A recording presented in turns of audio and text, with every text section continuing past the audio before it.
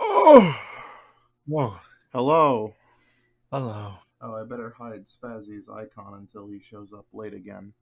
Yeah, He he's said eating. He's eating up breakfast. here right now. Yeah. For anyone who who wants to know what the music I was playing in the screen, did you hear the music? Do you know what it is?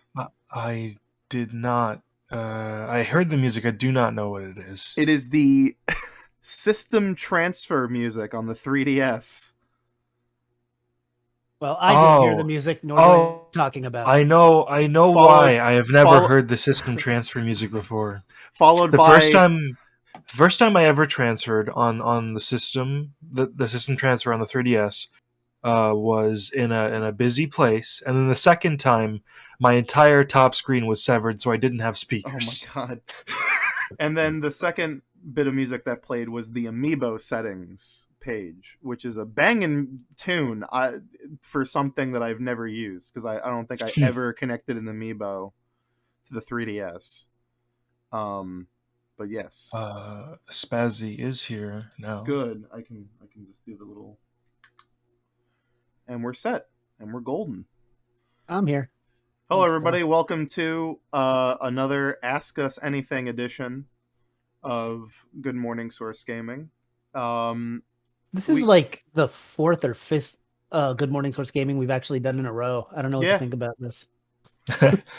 yeah, we've been on a streak yet again. There's just been so much And I news and and I think activity. I've been on all of them. And then That I've you also been have. like on 3 of Push Dustin's like Saturday podcasts, and it's a lot, man. Well, that's your fault. You can't blame Yeah, anyone else. sorry, yeah, sorry. I'm just saying.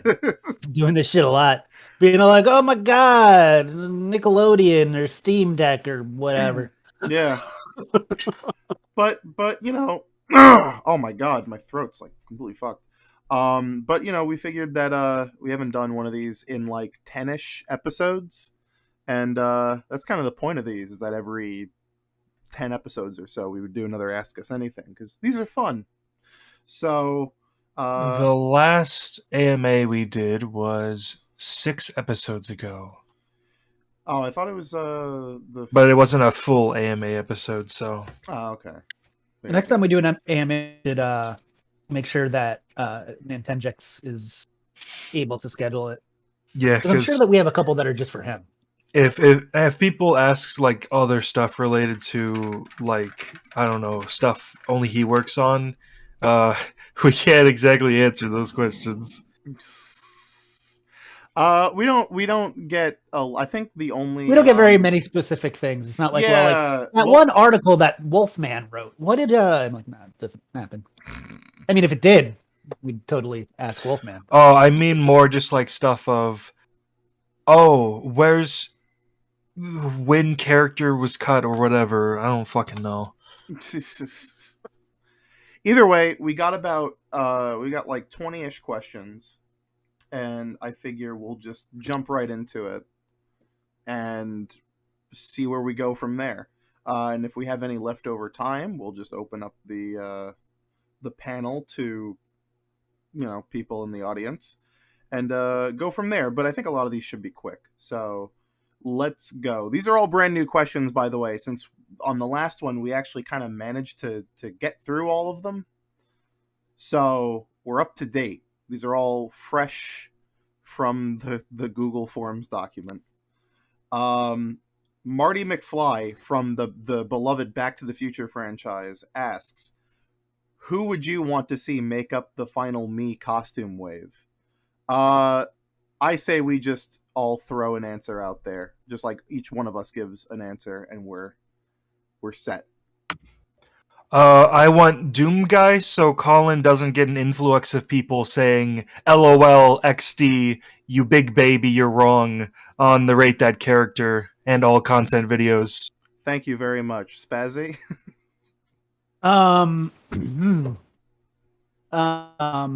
Well, I mean, we need the Marty McFly and Doc Brown me costumes now. There we go. I think from the hit video game Telltale's Back to the Future, the game, yeah. And then and also from the hit NES game, where I guess this is a Back to the Future game. Whatever, man. Licensed games are weird. I at this point, I honestly want the Knight from Hollow Knight. I think that would be a cool premium me costume. That would be very cool. It would look right, because okay, in order for a deluxe me to look right, it needs to have particular proportions, and then also have a full face covering. And yeah, that's why Shantae doesn't look quite right.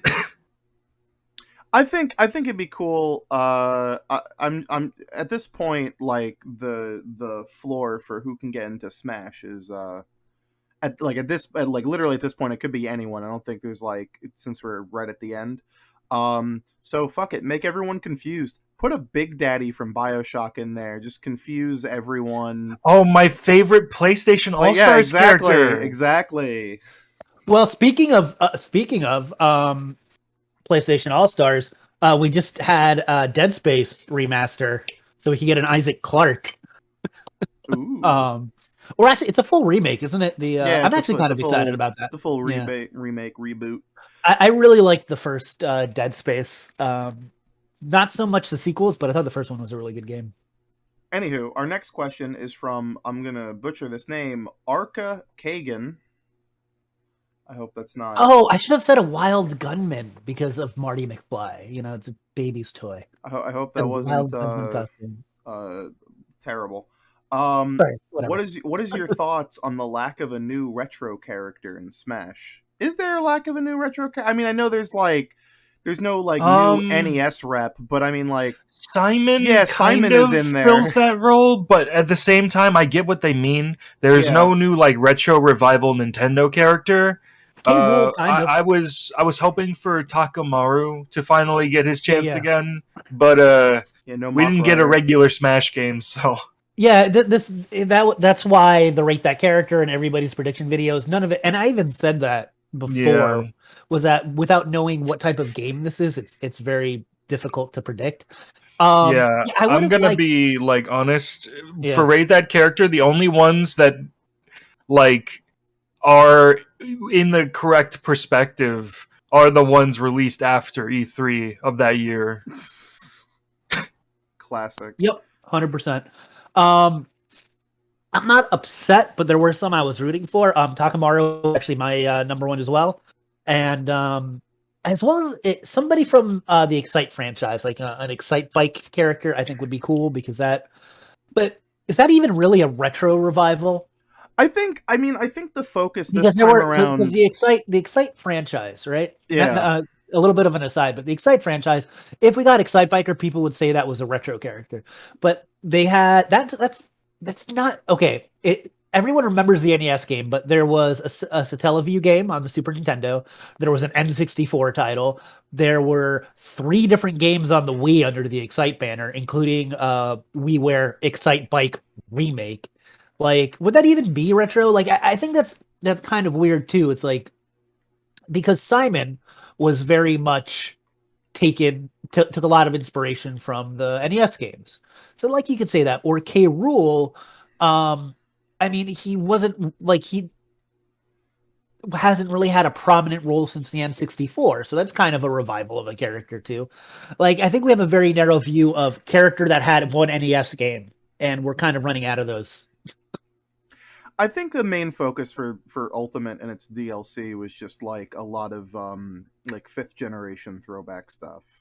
Yeah. Like Terry, Sephiroth, Banjo. I would love also I mean like Hero, like the Dragon Quest. Yeah, actually, and it's funny because DQ11 Hero was default, but like that leaned really heavy into like I think it's very funny that like I get the question is more posed Hero as 3, like Erdrick, whatever you want to call him, it is used more whenever Sakurai posts pictures or in videos or anything. Like I feel like it's very clear that Sakurai's like, no, this is the one I wanted, but we're using this guy as the lead just because that's a new game. But I mean I know the question is probably posed more towards like no like NES black box game representation, Yeah. like the very early NES library, but like there's a lot of like pulls from like what many consider to be like the sort of like retro era of video games. Yeah, Banjo is very much a retro character, retro revival character. Like he is. Kind of combining this question with the last one, with the Getsu Fumadin remake or new entry, I don't know exactly how you want to call it, coming out. I think a Getsu Fuma Mii costume would be cool. Actually, I think Konami Mii costumes in general, I don't think we've gotten much. We got Goemon, and that was it, right? Like we don't got even have, Bomberman. Oh, Bomberman, Bomberman. yeah. That's right. I was about to say, we don't even have like Alucard, which is bizarre to me, but whatever. All right, so now we have a question, or it's not even a question, it's like a statement for a Shadow Link. What? By Ozzy, who says, "Oh, my man!" Who says, okay. Tell me about the dinosaurs. Yo, it's a Ninja Gaiden 3 Razor's Edge reference. Tell me about the dinosaurs. All right, Thank moving you. on. Zell Daniel. I have a question for Shadow Link. Did you actually finish Razor's Edge? Yeah, I finished all 3 games like a week ago, and I'm finishing up recording and editing our big old review for it. Nice. What did you think about just Razor's Edge compared to the original Ninja Gaiden 3? Like, that's just like, I've played Razor's Edge before. It's mm, definitely like it's a functional game now. Razor's Edge makes the combat like systems of Ninja Gaiden 3 work. In the original like Ninja Gaiden 3, Steel on Bone is like it feels completely random, whereas in Razor's Edge they turn it into a parry, so it's a part of the combat system instead of something that just like procs yeah, I've only ever whenever it played. feels like. I just think it's fascinating because I've only ever played Razor's Edge, Oh and god. and so my thought on Ninja Gaiden 3 based just on that is like, it's okay. It's missing a couple things. It's a little more linear. There's a couple repeated like boss battles, but overall, it's not bad. No, believe me. They they turned that shit around like almost completely 180 in like 6 months. Like the Ninja Gaiden 3 is bad. Ninja Gaiden 3 Razor's Edge, it's pretty good. It's pretty good. Yeah, like it has issues. It's flawed, but it's not like terrible. It's like okay, I, all I, right. I, I never played the first two, but I got Razor's Edge with my Wii U when I got it, and uh, I mean the Wii U's launch was a banger. I don't care what anyone fucking says, but like that's one of those games that I played for like a few hours, and then I was like, all right, back to Black Ops 2. I beat Razor's Edge on the Wii U and Bayonetta on the Wii U, so I feel like any both of them on the actual gamepad. So whenever anybody tries to tell me like the gamepad was uncomfortable, I'm all like, screw you guys. I was playing like Yeah, legit I thought it action was. I titles. thought it was comfy. Tales of Memories, just in the chat, quickly asked. Here's a question: with Famicom Detective Club in the West, is there any Japanese-only titles you want in the West?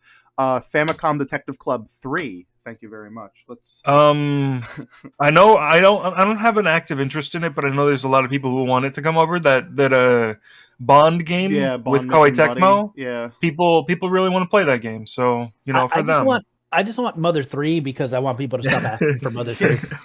But yeah, if we have enough people who have Ninja Gaiden 3 for the Wii U, we could like set up a night where we all just like hog the public multiplayer servers because nobody else is playing them. yes. That would actually be really awesome.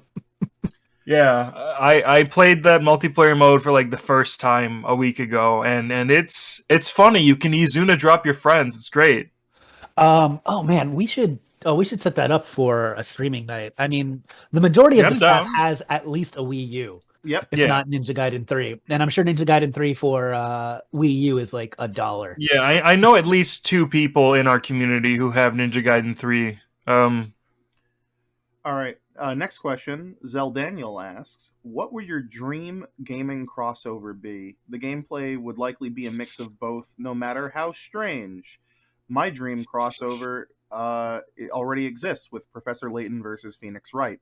Looking forward to hearing your thoughts." So, Grand Theft Auto and Earthbound done. epic. Uh, Shin Megami Tensei and Fire Emblem. Oh no! Fuck! Oh, that was. Oh, fuck! Whoever made this question. It's a planted question just for this punchline. God damn it! Fuck you, Matt. I can't believe you did this. I didn't do this. I can't believe you didn't did do this. this. I don't know, like because I think more than that, it's like you want to see a specific style of game in a different genre, like Hyrule Warriors, or I really wanted an actual Shin Megami Tensei and Fire Emblem crossover. I didn't realize I wanted it, and then I didn't get it. So I still want it. Please actually make a turn-based strategy game with Shin Megami Tensei demons instead of whatever the fuck we got. That's not a Devil Survivor, please. How about Star Fox and Mass Effect, so everybody can finally romance Falco the way they want to? Oh god. No. Honestly, I have no idea what my dream gaming crossover would be. Because yeah, like Professor Layton Ace Attorney is like, that's like par for the course. Like that's really good. Like that end product was It's better than the mainline 3DS Ace Attorney Do you games. know what, as far as fighting games, what crossover hasn't been done, and I think makes a lot of sense, and I would love to see, is Mortal Kombat and Killer Instinct. Yeah. Because people try to cross Mortal Kombat with other franchises, and it doesn't really work. Like, it doesn't. It's not really going to fit well with something like Street Fighter or Tekken. Well, But yeah, I feel like, that's kind of it, right? Is like yeah, obviously if two games play similarly enough, like because yeah, I could sit here and be like, yeah, I would love a Devil May Cry Ninja Gaiden crossover, and it's like, yeah, because they're hack and slashes. Oh no, no, that would be bad. I Oh, listen. I know. I'm speaking out loud here. You don't have to do this little what about, okay? Gene What about Kelly song and Metroid? dance. What about Metroid and Castlevania? And you Oh could call the game Christ. Metroidvania.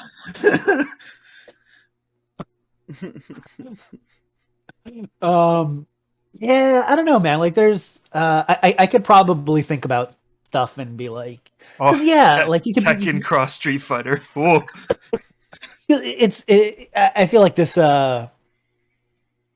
it's like, yeah, I want to do Metroid X Blaster Master. It's like, okay, that would work, I guess. You know what? You know, Just get the Contra Boys in a Metal Slug game. That's all we need. You know. that would be pretty badass, Yeah. actually. That's there. You go. What, We have what another. about? Wait. What about? What was the Far Cry Blood Dragon? That's what it was, the '80s one. Yeah. With Contra, like you just put the Yeah. Contra Boys in that game. That would be, because I feel like that, like specifically only Far Cry Blood Dragon. oh yeah, of course, because that's the one that has That's the good one. Yeah, exactly. It's the over the top. Yeah, like and the funny part is, I feel like that aesthetic and over the topness is actually very in line with Contra, but I feel Mhm. like Contra fans don't think that. They're all like, it's supposed to be serious or something, and no, Contra's like a wacky kid. I think Contra fans just want a good game. We got one. I'm afraid most people don't agree with you. Most people didn't play it. All right. So the next question is also, again, it's not even a question. It's another statement for a Shadow Link, and it's from he should know who I am. LOL, which means it's probably Ryo. And it says Chief should be in Smash a Shadow Link, and you know it. Lol. So it's either Ryo or Fire Maj. Oh, But yeah, that's probably Fire Maj. yeah. I've fucked with him a lot about Master Chief and Smash. He's the reason we have our special Master Chief rate that character that's Discord only. Yeah. Come to our Discord and you get to see it. Yeah. Our next question from nobody. They just didn't put a name in. Do you think we'll ever see Smash beta builds leak? No. It is possible. If so, like Nintendo keeps their old stuff around. It is possible if like we get a Another dump, Giga another Gigalink Yeah. of stuff from an era where a Smash game was in development.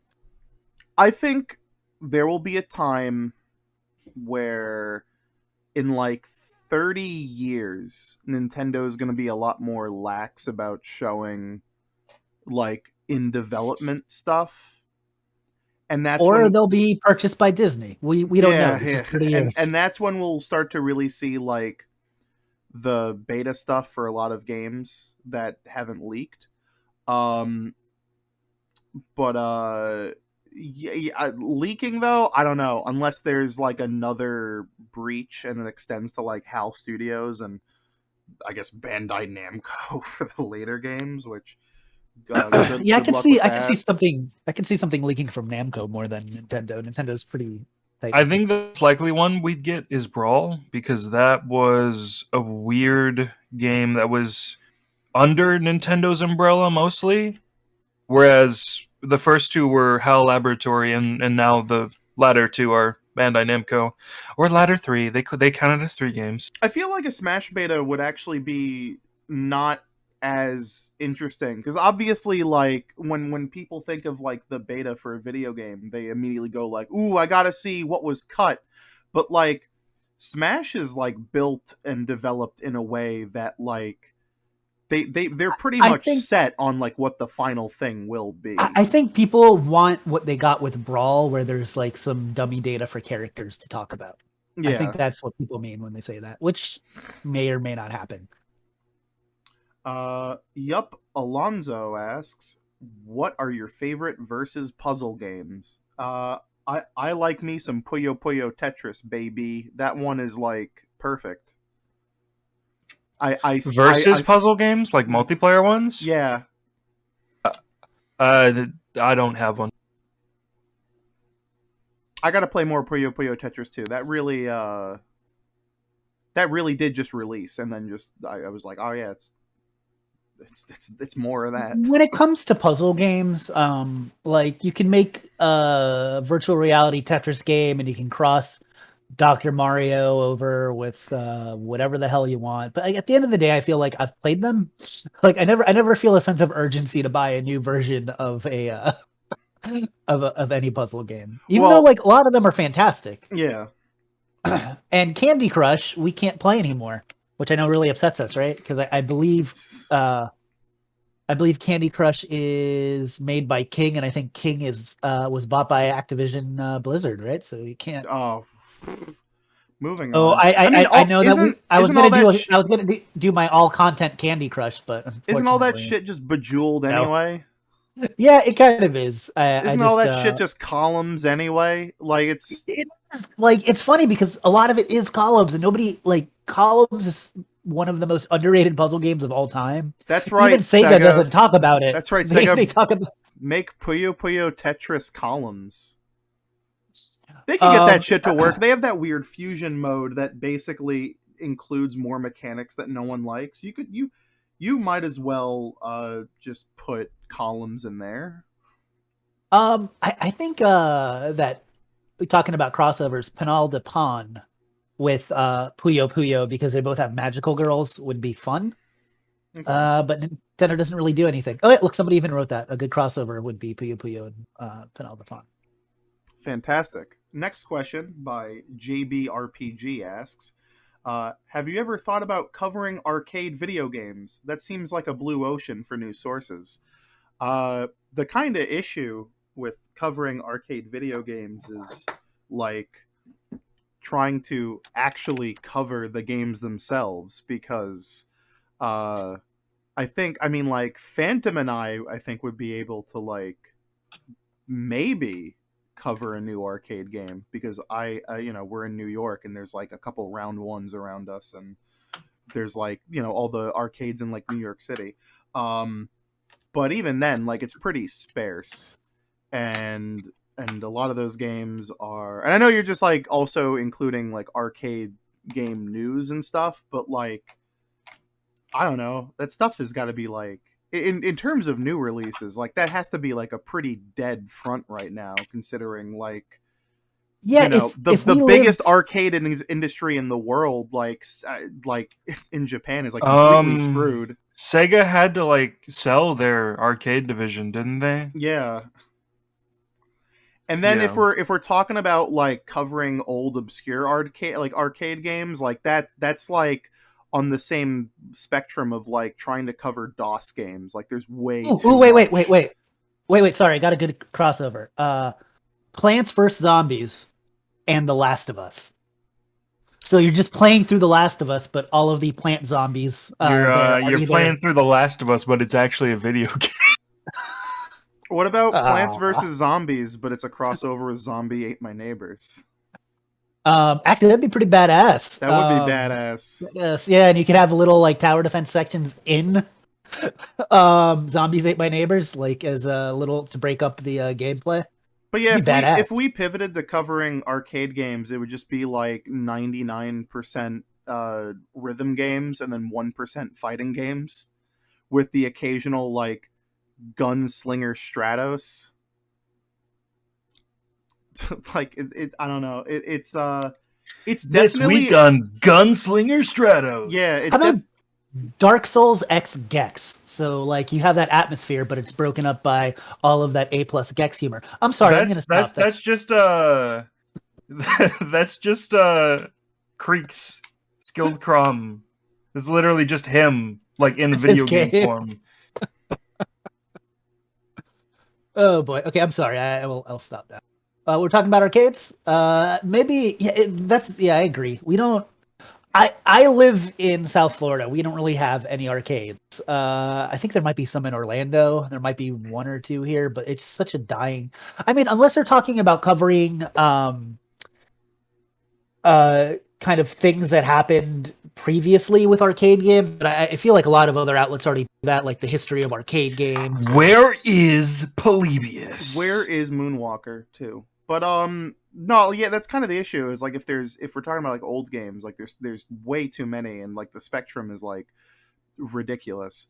And in terms of new releases, like we're limited by actual accessibility and like just like variety, spice of life. That's not to say like, oh, fuck arcade games, they suck. I wish my local round one had all the cool stuff that was constantly coming out. I still want a goddamn poking machine at at my round one, but that's that's not happening. So because everyone there just plays DDR. So that's just how it be, just how it do. Speaking of, I had this weird ass dream that I got a copy of Pokken for $1. But included in the dream was this weird tidbit that it never left the Wii U. Oh, what? Okay. Well, yeah, because Pokken DX is on the Switch. Moving on. It's fucking stupid. Um, Rivers asked, "Hey gamers, this might have been asked before, but how did you all join Source Gaming?" Spazzy, you start because yours is probably far and away the most interesting. Um, at the beginning, there was no site. There was no Source Gaming.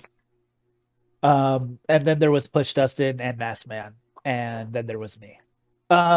Mostly the origin of Source Gaming as a site is Push was he had a couple other blogs he was doing, but nothing ever gained any sort of traction.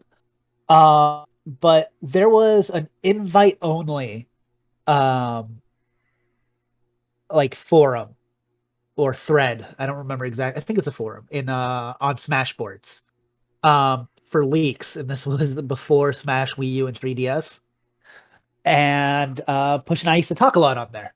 And one day he messaged me, and he didn't even message me. He actually put an open invite onto the into there, saying, "Hey, I want to maybe start something where we can talk about Smash, blah blah blah." And yeah, so a couple of us responded, and it was the first three were Push, and then myself, and I was the article lead at the time, and Massman, who was the translation lead. And we didn't even do videos back then. And we used to pump out so much content at the beginning, and it sucked because nobody looked at it. But we did there was a point in time where we were doing like seriously 3 different things a day, like a day, and there Yeah. weren't that many of us. But I mean, that's basically it. Like I was just online friends with Justin, and he was looking to start something, and I had not real editing experience, but hey, I edited my high school yearbook. I can edit stuff, so I was an editor, and he knew that I could write well just based off of dumb forum posts. So we got together and we started this thing, which now I am the only one of the only person from the first, I guess, like probably 2 or 3 years that's still here. Because I don't know exactly when Nintendex joined. I do know that when he joined, I thought his writing was bad, so I told him like, "Oh, you should do videos." His writing has gotten much better since then. He's a good writer now. But that's like I remember talking to Butch. I'm like, "Dude, this guy can't write. Let's have him on videos." The good I old days. I was 2015, I think. our good buddy Push Dustin. They were doing a charity stream. I think in like 2017. Would have been like late April, early May or something. Yeah, it would have been like late April, I think it was. And Push invited our good buddy Bryhard Gaming on there, and Brian was I still don't understand the circumstances of that, but I guess Brian was like, "Hey, why don't you come on? Because like I don't know what the fuck I'm gonna talk about on this charity stream." So I, not knowing what was going on, I just went on and started talking about my my trip to Japan that I had just gone on like a couple weeks prior, and it eventually led to Push and I talking about uh, love hotels in Japan on stream. And then eventually we just kind of kept in touch, and when Source Gaming was looking for new editors and stuff, he just like reached out to me, and then I now I don't do editing, I just procrastinate. But yeah, and then I just peer pressured Matt to come on. So Cody, so basically, well. you guys were just better than everyone else. Let me tell you, a big part of our decision to do some of this stuff is watching some of that early Smash Wii U coverage, like Games Radar, and they were so bad. They had zero presence, and they had a very shallow knowledge base, and everything about it was awful. And I was like, if these guys are doing it, can't be that hard. Like, that was literally part of my thought process. There's so many people doing this badly. And I think that's actually a thing that helped Game Explain too, is that they were fairly competent with this stuff. And I feel like that is one of the things that initially built up their channel to be so much more than Smash stuff now. But that was like a big part of that in the early days too. Sorry, Matt, go ahead. Yeah, so my story, Colin already said the reason that I'm here, but a more in-depth story about that, everything leading up to that. So, Colin and I have been friends for a while. He asked me to come on a few streams and stuff. So I guested on like Great Ace Attorney streams. No, that was Eventually, well after you joined. No, that was before I joined. I was a guest. Are you sure? I don't think that's yes, true. I'm sure. Great Ace Attorney was the first thing I was on. No, the first thing you would have been on is when we played Lost Reavers. Maybe. No, I think that was after. We played Lost Reavers when it was like closing. Lost Reavers was one of the first streams I did for Source Gaming. It has the old thumbnail. Okay, so does like the old Great Ace Attorney streams though. I know, but hang on, I'm gonna look this up. Maybe Lost Reavers was the first one I was on. I know I was on the Great Ace Attorney streams. I didn't remember if we did Lost Reavers for this channel or if it was just us shooting the shit. But yeah, I guested on a few streams. Guested on a few direct reactions. And I was talking to Colin in DMs and asking him like, "Oh, does anybody have plans to do like rate that character Shin Megami Tensei or rate that character Devil May Cry, Dante, whatever?" And there was a resounding no from that end, and that's my area of expertise. So I made those videos in about like 2 days each, and then submitted them. And I made a good impression because, like early the next year, 2019, I got put on staff. they were like put me on video production streams and stuff, and I've been here since. Yeah. Yeah, we've had a lot of people come in and out of Source Gaming, which is fine. Some of them go on to do other things, or we're doing other things anyways. Yeah. That's one way to put it. Yeah, you got your Delthazins and your Connor who eats pants, and we love them all except for Triss. We hold Triss in contempt for leaving us for Game Explain. Jesus, I want him to know that sometimes we love Triss. Don't say that about them. Don't say that about them. Actually, we're that's not true. Actually, we should we were talking to Triss about something. Next time I'm up in New York, we should all try to get together, including Triss, do like a little outing. Well, No, but this is the best. this is looking forward into the future, but I do hope that whatever the next Nintendo Direct is, that if they do it in person, we will probably be like, if they do like the if they open up Nintendo New York for it, um Phantom and I will most likely be there because we had a Remember lot of when fun doing that. Lulu was like doing some stuff for us, and I feel bad because she always wanted me to record these things, and I'm all like, I don't have time. I'm I don't want to do whatever it is you're doing. I'm busy. Let's Uh, I guess let's move on from there. There you go, Rivers. Have a good yeah, one. yeah. I mean, Next if you want to talk about when other people joined, I could try to vaguely remember and make shit up. We could just make up lore. Yeah, we Cody is the newest member, isn't he? Yes. Like, that's still here at least. Yeah. Yeah. And Hamada and I joined at the exact same time. I like some people that are with us, like Mango Viking. Before he joined, he did, and it's really good. And I don't know why we just dropped it, because he did.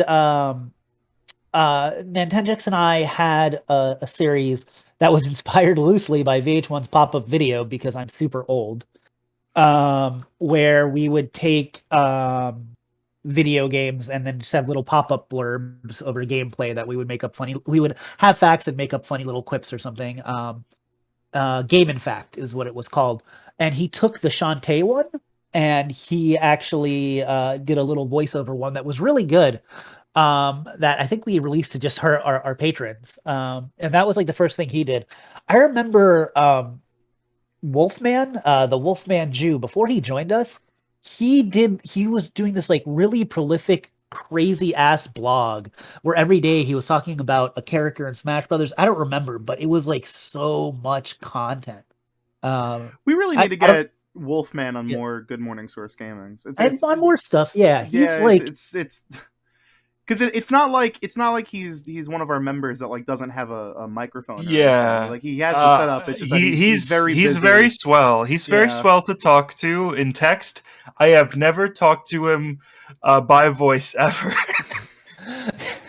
we should do something sometime. Yeah, I mean, I feel like at this point, there's like I think there's like one bizarro episode of Good Morning Source Gaming where it's everyone who basically never appeared on a Good Morning Source Gaming again. Like I think they're like I think Wolfman is on that one along with Liquid, and then oh god, who was the fourth? It was probably Phantom or some shit. Yeah, maybe like it was such like a weird. It was, or I think Mango might have been on that. It was such like a weird, bizarro episode of Good Morning. I love Mango too. I think Mango's really good for stuff. And we should. I liked when we were playing Paladins. Oh hell yeah! Like, cause he's such a good like straight man for any comedy, because he's super Canadian and polite. Yeah. But I think we have a good group now. Like honestly, with Liquid and Phantom. Like there's not that there's ever somebody in Source Gaming that I dislike, but I feel like we have like a solid group of people that I like everybody, and they're all reliable, because we've had some people, and I'm not gonna name names, that were cool people or whatever, but we're not a very demanding site. Like we're not somebody that's gonna be like, get this out tomorrow, banging our fists on the table. But there's some people that are just like, just don't contribute. And like I feel like everyone here is pretty solid when it comes to understanding Source Gaming and giving back and just being part of our corporate culture, you know. I'm the person sitting in the room who takes 2 hours to make a video. So not 2 months to make a video. If it took 2 hours, that'd be amazing. Okay, so right now, when did the Guided Master Collection come out? It came out on the 10th, and I got it on the 15th. Yeah, and is that review out yet? No. But have we really been bothering you about it? Nope, not at all. There you go. I just periodically say I'm going to get it out this week, and then I don't get it out that week. Oh man, our old episode of Good Morning Source Gaming, we had like a guest like every other week. Yeah. Shit was crazy. I'm like looking back, like episode 9 had like Artsy Omni on it, and then like episode like 6 had Connor Eats Pants. Like Jesus Christ. I was gonna suggest if we couldn't get a third person. Luckily Spazzy showed up at the last minute, literally. But I was gonna suggest we just like see if Brian's awake and have an impromptu session of our old podcast. That Hell yeah. yeah. We can grab a guest for next week if we do it next week. Like I said, we've done a lot in a row. I don't know if we're going to, but if we do, Hey, get Brian for episode 69. Hey everyone, open up the Good Morning Source Gaming playlist and just keep it on autoplay on like your TV or something throughout the day. And if you if you play the episode with Liquid in it, there you go. But let me know which number that is. Because that was a really funny episode. Anyway, thank you for the question, Rivers. Next question. I don't really understand this question, so someone should answer this better. But Percolator asks, do you think Sora being Character Pack 5 instead of Byleth would be feasible? No, I don't really understand that question. Byleth already happened. Yeah, feasible is a weird way to put it. If you meant better, yeah, probably. I mean, Byleth's the character pack that, I don't know, maybe with Pyra and Mithra it's different, but like that's the one that I know went over the worst. But it feasible in terms of like if it would have happened is a resounding no, because it's not more feasible. Byleth's a character Nintendo fully owns. Sora is owned by fucking Disney. I think the real question is like, I don't understand what the question is here. Like, what's feasible is what happened. Like, Yeah. People would have been super happy about it. I guess that's the. I would have preferred it to Byleth just because I feel like Byleth didn't add too much. Like, I really like. They're okay to play as, in my opinion. The music is good, but it's still more Fire Emblem music, and I feel like the stage is kind of whatever. I feel like having a brand new franchise, whether it be Kingdom Hearts or whatever, would have added more at that point, because I mean, just like there's already, this isn't a shock to anybody, there's already a ton of freaking Fire Emblem in the game, and I know that Three Houses is its own thing. Audoodle clarified and said people think Byleth was a replacement for another character that got scrapped. Oh, that theory is never true. If it was true, it has to be Monster Hunter anyways, just based off of the base set. Like, that's the only one that makes sense to me. Because how would that translate over to Sora? Sora would have like, no, it wouldn't be Sora. Sora doesn't have a bow, and Sora doesn't have a chain whip. Yeah, like that doesn't. Audoodle also asked, like, what are my thoughts on No More Heroes 2? Why I don't like it? I think I thought I summed it up pretty well in my video about it, but yeah, watch his review. It doesn't have the same like spunk. It doesn't have the same energy. No pizzazz. Combat's way worse. Level design's worse. All the bosses aren't very good.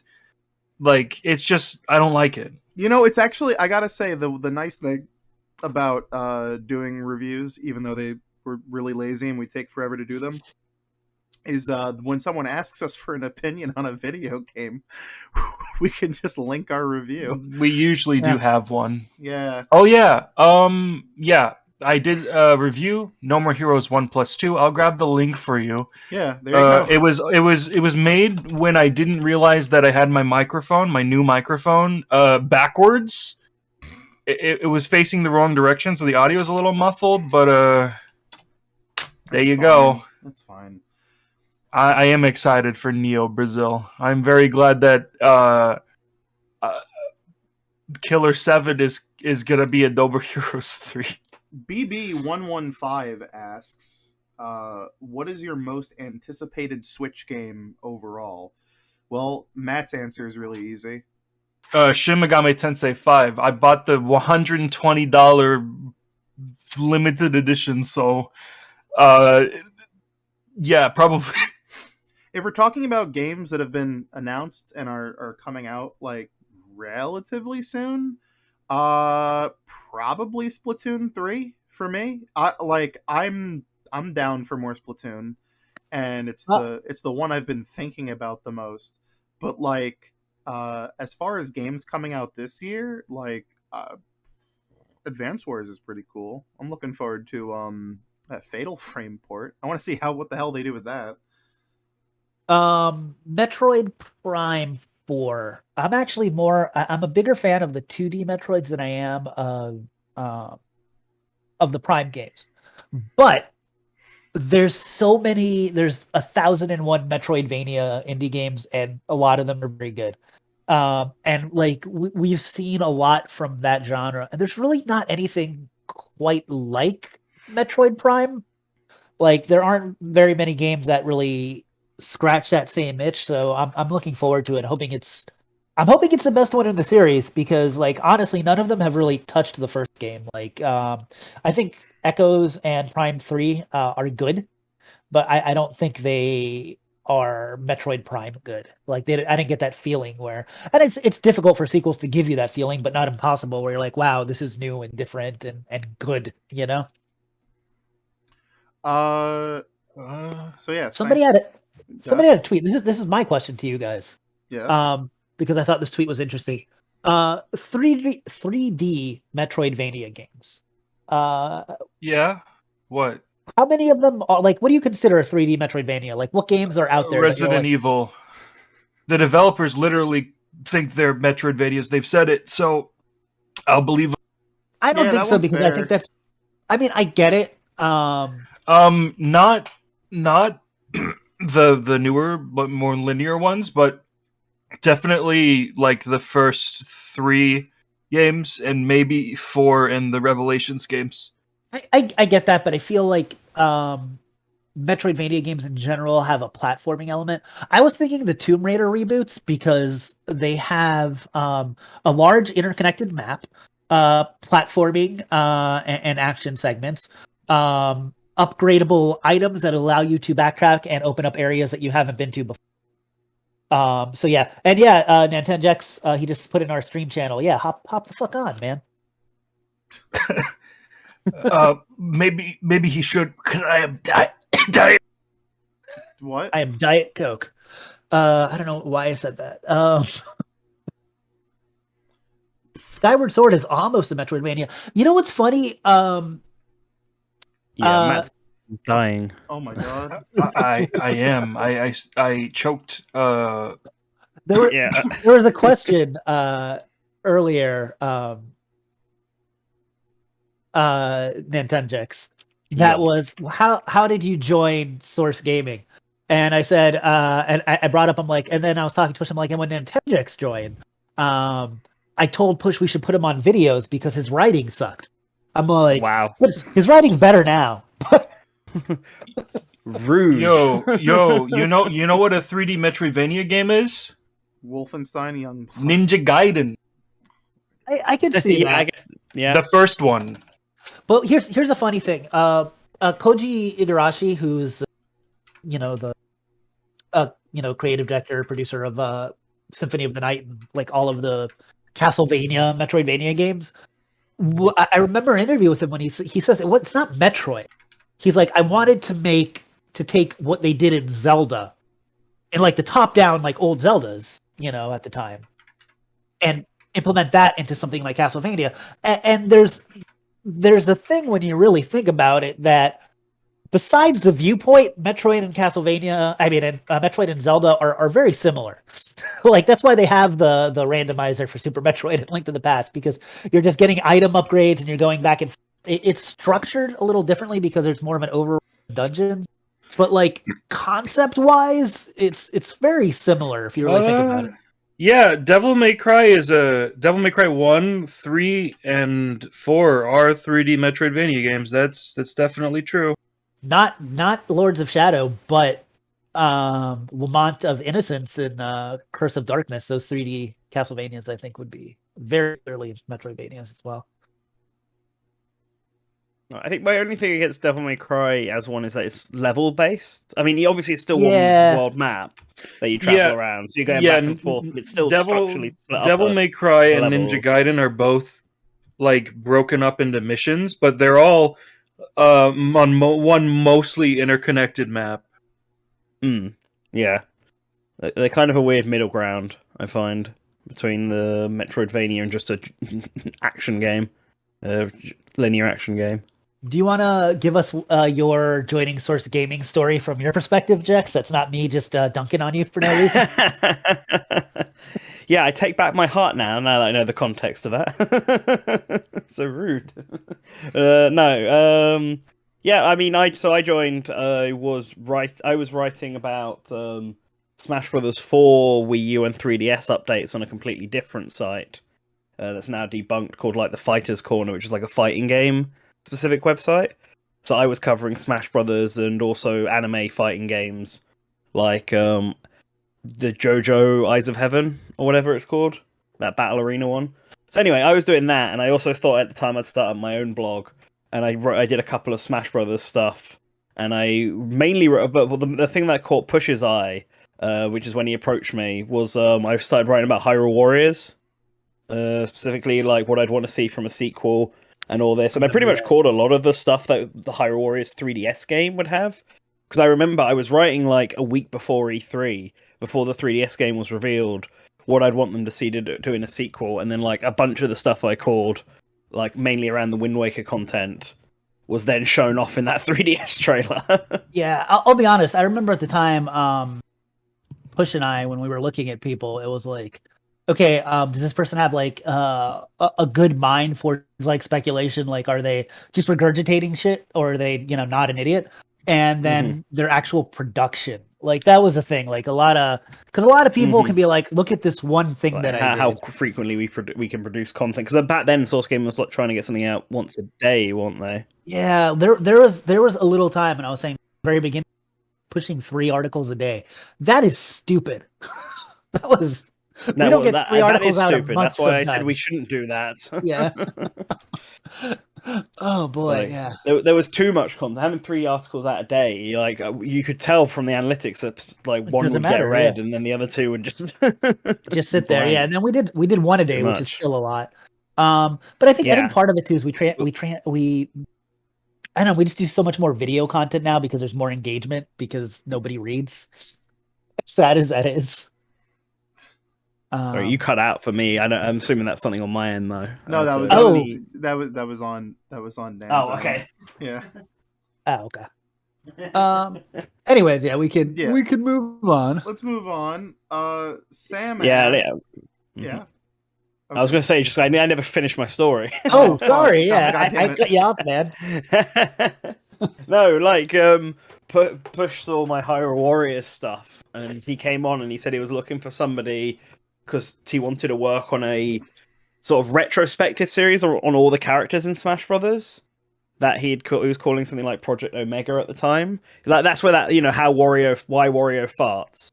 He wanted to make more articles like that, and the Ganondorf one that Frost did ages ago, like going into detail about how Ganondorf's actually represented quite well in Smash. Oh man, I forgot Frost Wraith was part of our team for a hot minute there. Yeah.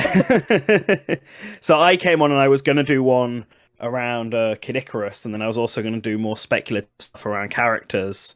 So I ended up releasing like the first article I think I ever released was like the Inkling Dream Smasher article. Yeah. And then it just spiraled from there. Okay, now I'm done. Woo! Sam asks, how high are expectations for the last Smash Bros. DLC character? Any specific wants? I feel like that's such a broad question at this point. Like, with each character in the DLC, it's become more and more like, well, it could be fucking anything. I kind of don't. This is gonna sound bad. I don't know, but like I kind of don't. Yeah, I was more excited like the 5 minutes we were talking about Nickelodeon All-Star Brawl more than like 'cause I just feel like I've exhausted all of the possible things I could talk about for Smash, and it's probably not going to be a character I'm super excited about, which doesn't mean it's Yeah. bad, but it's not going to be something that I personally will find very hype. I really doubt it will be. At this It'll just be point, like, at this "Oh, point, we're fine." here. At this point, we're here for the ride. Like that, then, Uh, and you Yeah. should too. There's literally no reason to fret about thinking about who it is because it's so I guess final for now that like it really like I had a lot of people who were saying like they won't even watch the last Sakurai Presents. Like they Here's just and which I think is kind of fucked up because I think I still want to see like how the character would play and what me costumes course. come with it Don't- and I'm sure Sakurai will say something fucking truly wholesome at the end of that video.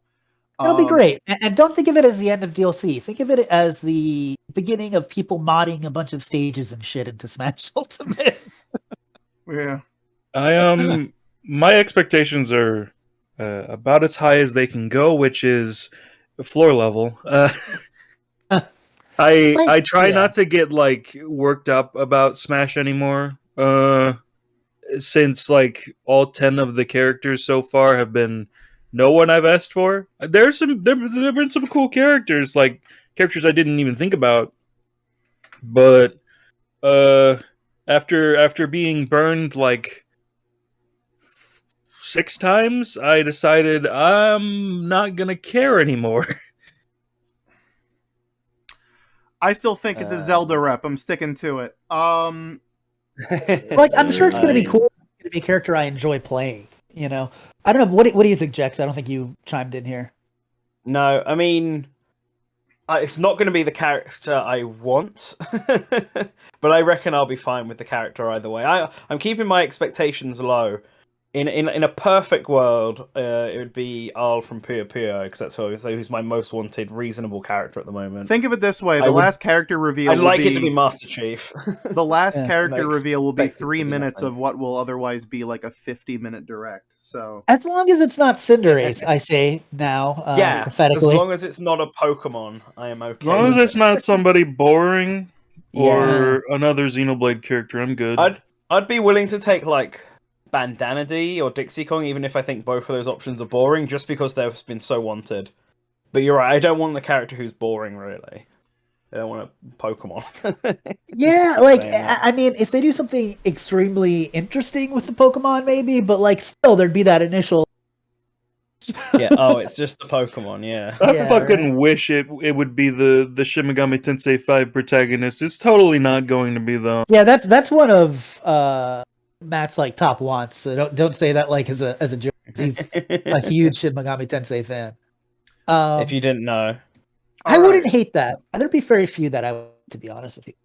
What I if it don't was, think there's any. The only Jack Frost? I think the only character I would dislike getting into Smash are ones who have fan bases who are, to put it in the nicest way I possibly can, obnoxious cunts. It's just like the like the gloating and the stupid bullshit. Actually, yeah, you're right. There is a certain category of characters that I would not like to get into Smash, and let's just put them under and the. it's out let's of put pure them under spite. the It's like category of Activision characters. Ooh, there we go. Yeah. There's definitely Oh my many gosh, that fit that. Can you imagine if it Many was like labels. Tracer? Can you imagine if it was Oh, Tracer God. or something now? Like 'cause Oof. I feel like Crash, I would also like because it's still Activision, but I feel like there's at least a mitigating factor there. But if it was somebody that was from Activision, especially from the people already don't like Tracer, the blowback would be amazing. I'm actually Like, not just- like singling out a single character. I like there are just like numerous like I mean this is like it's so funny because I think I tweeted out something like what are all these like blank for Smash accounts on Twitter gonna do when the last character isn't them? Like what the fuck? Like are they gonna pivot their account or something? And I think Ryo tweeted out something similar and he caught a lot of shit for it. But it's like seriously, like how do you base your entire like online presence over being like this super hyperactive. I'm not saying like don't be excited for anything ever, but it's like like you're setting yourself up for disappointment. Like you are legitimately actively ruining your life by doing this. It's people wrap up their personal identity in things they champion online. It's weird, man, but it is how it is. I like I don't know. Like I said, I'm just not excited because I don't feel like it's going to be somebody that excites me. But you know, I'm curious to see how it is, and I always like to, you know, whatever. I'm more excited about me costumes, which I don't think we're going to get a really good one. We do. Unless they get some sort of euphoria for it, like finally Rayman and Smash, and they just like they become the Dark Side of the Moon in Dolby Atmos. They're just like their mind explodes. Listen, man, Ubisoft isn't that far away from Activision. No, it's not. Yeah, exactly. It's just like let's see. The BWS show asks, every time we get new games announced for the Super Nintendo Online, Nintendo fans get really upset about the lack of Earthbound and Super Mario RPG. I feel like it's safe to say those games aren't coming to the service anytime soon, but do y'all think there's a possibility that they could be sold on the eShop for like $5 each? I think they definitely have a chance. Maybe Mario RPG less so, but I think Earthbound is probably. I'm actually on the opposite. I think they will put. I think like here's the thing about the like SNES Online is that basically every game you'd want to be on that service is on that service, with the notable exception of like, you know, Square Enix and Capcom stuff, because you know the ones that they just said. Because there's not enough demand on consoles for classic Final Fantasy. That's the let me finish. Like pretty much everything is on there that you'd want outside of like the big third-party ones, and then there's just like these random stragglers like Earthbound and Super Mario RPG. Yeah. And I think the only reason why they haven't revealed those yet is like some, you know, they want to add some longevity to the service, because obviously like as counterproductive as it is, like all press is good press. So like whenever they announce new SNES Online games, people immediately like that social media engagement, it climbs up, because everyone's just like, oh man, where's Earthbound? It's all I care about is Earthbound. Where's Earthbound? I think it's gonna happen. I think just like there'll be one random month where they just go like, fuck it, Earthbound Beginnings and Earthbound on NES and SNES Online. There it is, gamers, like have at it. I think they just want to keep engagement up for these things. But Super Mario RPG, I can see them unironically doing a selling it on the eShop, because Square's always been really goddamn weird. Like, here's the thing. I hate when people say Chrono Trigger, where Square, I don't know. Maybe somebody here has an idea, but there is some sort of licensing and weird issues going on with that game where Square Enix isn't even, like, touching that license right now. So, yeah, they're going to give it for free on Switch Online. Like, screw you guys. They sold like almost like a $40 collection of 3 games from the Mana series, which is nowhere near as big as Chrono Trigger, and they're just gonna give you Chrono Trigger on you know what I mean? Like, that just seems ridiculous to me. That's not how fully owned by Square Enix. Yeah, like that's not how Square Enix like functions. Like they look at how much they're selling these pixel remasters for. You're not going to get Final Fantasy 3 on there. No way. And people point at the SNES Classic, but that's different, because that was a limited run item, and it also had stuff like Super Castlevania and Mega Man X and other things also being sold in collection. There's definitely still games I would like. There's games I would like on the NES too. I mean, there's a whole bunch, but a lot of them people would golf. Yeah, still no golf. Still no Mac Rider. There's no Star Tropics 2. There's no like. Well, I mean, some of the rare stuff. I was gonna say RC Pro-Am, but like that's rare. Like there's Jackal from Konami. There's a bunch of games. None of the Like games are on there. Like chat is correct. We won't get Chrono Trigger on SNES Online will instead get the mobile version on the Switch eShop. Yes, that's exactly what would happen. Sad. Yeah, there's Urban Champion Jax is still not on there. I know. Oh What my is god. this? It's blasphemy. And since I don't know if Koei Tecmo is going to release it any other way, just release the other two Ninja Gaidens. Like, just do it. Yeah, just release the other two Ninja Gaiden games. They're good games. Yeah, like why Yeah. not? I couldn't see any SquareSoft games or from the Super Nintendo era or Dragon Quest games, but it's funny, I could see maybe some of those like the Quintet games like Terranigma and ActRaiser, Soul Blazer, Illusion of Gaia, stuff like Robotech or Evo, The Search for Eden. Like some of those Enix games that have no clear way of being released any other way. I could see Like- that, but I still think Square Enix would rather release that in some sort of weird collection. Yeah, Yeah. On a similar note, I've seen a lot of people go back to the old 2D Metroid games, and a lot of people like emulating them when they can't play it on the Switch. And I figure that like Nintendo's kicking themselves because they don't have those games available for any kind of monetary value on the Switch. You mean like Fusion? You mean Fusion, basically? Zero Mission, and any form of 2. Yeah. I feel Yeah, I guess. Yeah. I feel like Konami Well, might that's- release some of those old well, Hudson that's games when- too, like that's Adventure when- Island and stuff. I can see that on. And the funny part is that would come out and people would be like, "Whatever, this is a flop anyway." Actually, it's just not Earthbound. Like, I will say this last batch of SNES Online games was pretty awful. Claymate, like, kind of neat. It's okay. I don't think it plays that great, but it's okay. And it reminds me a little bit of Little Nemo from the Nintendo because like you switch to different animals, whatever. It's okay. I have no idea what Bombuzal is, and Jelly Boy is like Jelly Boy feels like if you were watching a TV show in the 90s and they were playing a generic game that wasn't a real game, it would be Jelly Boy. Like, you know what I mean? It doesn't there's nothing about it that stands out. Pretty mediocre, but okay. But like, yeah, these three games are like nothing. They are nothing games without like because I'm someone that always defends this. I'm all like, oh shit, Fire and Ice. You know, oh man, Spanky's Quest is pretty good, great soundtrack. But these three, I'm all like, nah, man, they're done. So I mean, here's what my sort of theory is behind how they add games to an SNES on NES Online. I think they always try to have one really big game, either from their library or from a third party, and then space out the rest with sort of very middle of the road games that people may not have heard of, but they're able to get on there.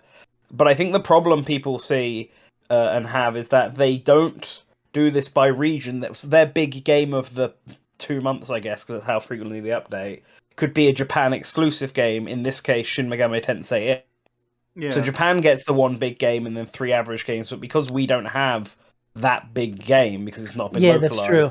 we just don't get anything. So people over here just see it as 3 mediocre games. Because I'm pretty sure the same thing happened when they added in Japan- Fire Emblem Yeah. Genealogy, was it, that they got? Japan has a way better stream of big games because they have many more big games that Nintendo like can easily get Yeah. that just they aren't available in English.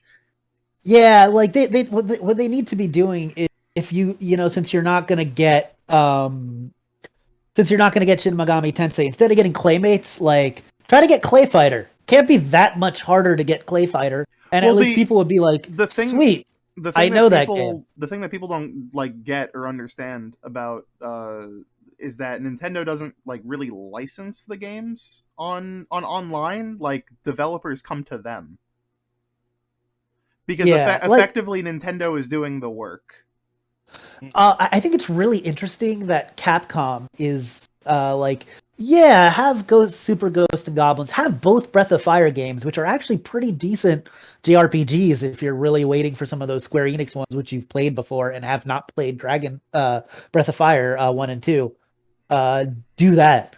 Like I feel like out of all the third parties, they're the ones that have really given anything to the Nintendo portion of Switch Online. I can't really think of too many other big ones. I guess Sega Atlas with Shin Megami Tensei now. Mhm. Yeah.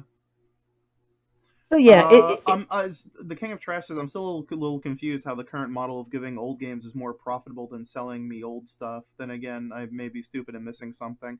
I just like it's just objectively better, honestly. Like I think we go through this like every single time when we talk about the online service and how it's like no, like there's more SNES games on the Switch than there were on the 3DS. Like Yeah, it's not like we're getting a lesser product. Like the actual like SNES like an NES emulation is better, and like it doesn't really cost anything. It's just like they want you to get the subscription. The subscription's going to have a higher attach rate than like please buy Mario 3 again. yeah. I think this is it. That like the Virtual Console was fun as a gimmick on the Wii because it's the first time a lot of these games could be rebought. Yeah. And the first time many people got to experience it. But I'm pretty sure on the Wii U and 3DS, the Virtual Console didn't really make much money. And like a lot of games like Claymates or Jelly Boys basically wouldn't have ever sold anything really on the Virtual Console if they were ever on there, because they'd have to compete with all of Nintendo's and Square's and Capcom's games. And even then, I wouldn't be surprised if you look at it and most Virtual Console games, even the best sellers, didn't really sell that much, because it is still a bit of a niche market. Whereas at least having them for free, people will go for it because it's free. And they'll get a subscription, and that's really what they're trying to sell. You know what's funny, though? Like, I remember talking to somebody about Black, and I'm all like, oh, you can just try it out on Switch Online. And they're all like, yeah, I didn't even download that app. And they have the Switch Online. I'm just doing that out of spite then. Yeah. Like, you're just being, like, no offense, but that's an idiot move because they're free games and you're asking about one of these games. So just play it. I think because they were actually asking me about Blaster Master. Well, try Blaster Master, and if you think this is neat, but I'd like a more refined concept for it and more modern update with, quality of life features, then buy Blaster Master Zero. Yeah, obviously, I would like if Nintendo were to get, like if the companies actually went to them and were like, yeah, let's, like it would be nice if Square was not Square and had actually, just put their fucking games on the thing, and they're not doing this weird like, oh ho hum, we might bring the Final Fantasy games over if people want it, and stupid shenanigans like that. Like it'd be nice if that was the case. It'd be nice if the updates were more frequent, but otherwise, like I still really have no complaints, because like goddamn, I just would have bought like Mario 3 again for $5, and now I don't have to buy Mario 3 again for $5. I wouldn't be surprised if part of the decision behind this is the fact that it was getting more difficult to license big name games, because now Capcom is selling their Mega Man collections on Switch, and Konami is selling. It's more so that like it's more so that for these companies, it's not that like it's harder for Nintendo to get them. It's just that like Capcom would rather not do it.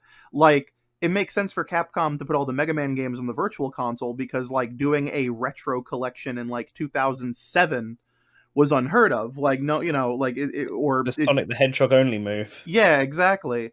It just wasn't feasible. But then you get to like the 3DS, and I would actually really like to see what the sales comparisons between like the Mega Man collection versus just each individual game being on the 3DS eShop is like, because I imagine more people just got the collection because it's a better deal and it's a better package, and it they don't have to they can also port it to multiple platforms. They don't have to be stuck to just one service. Yeah, I wouldn't mind if Nintendo had the options for both for some people, and also because sometimes like a pain to check if you have online connectivity if you're going on a plane flight or something. That's happened to me before. I've gone on a plane flight where I don't have Wi-Fi, and then before I leave, I forget to, I guess, validate like my SNES online, and then I want to play something and I can't.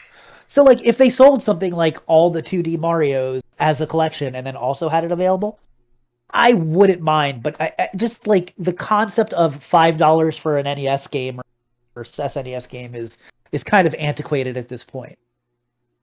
Also, yeah, I disagree with the whole if we had backwards compatibility to the Wii U and 3DS, the Switch retro game situation would be much better. I disagree. I think it's like better now because like again, outside of like single straggler games like Earthbound or Mario RPG, like all of the big Nintendo heavy hitters are on NES and SNES online.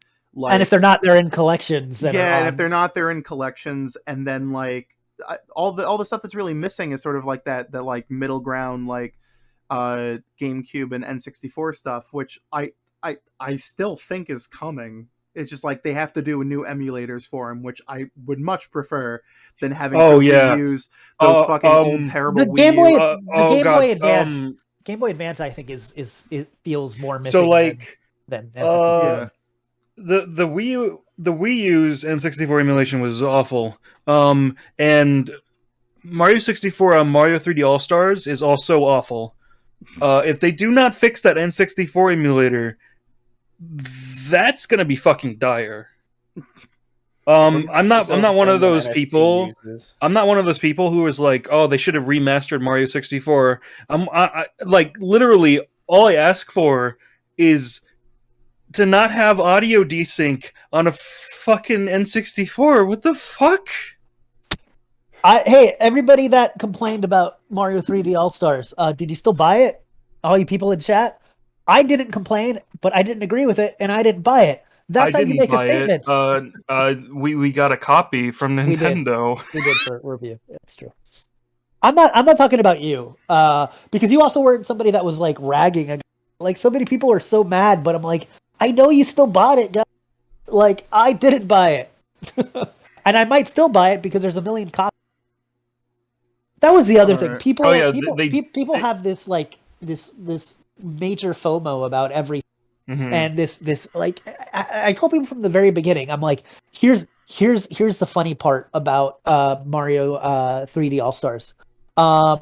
Every game that is physical has a limited run because they stopped making. Yeah. At the end of the day, Xenoblade Chronicles 2 will be rarer and worth more than Mario 3D All Stars because there's over 10 million prints of Mario 3D All Stars. Hey, that leads into our next question by Celium. I hope I said that name right. You mentioned before how game preservation has been a nightmare because of certain companies and practices. Do you ever plan to talk about it more in depth? I'm personally quite interested in understanding more if at all possible. Thank you very much. I think we got a very similar question on the last Ask Us Anything, where they asked us about if we would do a full article about our disdain for limited physicals and stuff. But yeah, it's a grand topic. We could sit here and talk about it forever because it's like there's a lot of variables to it.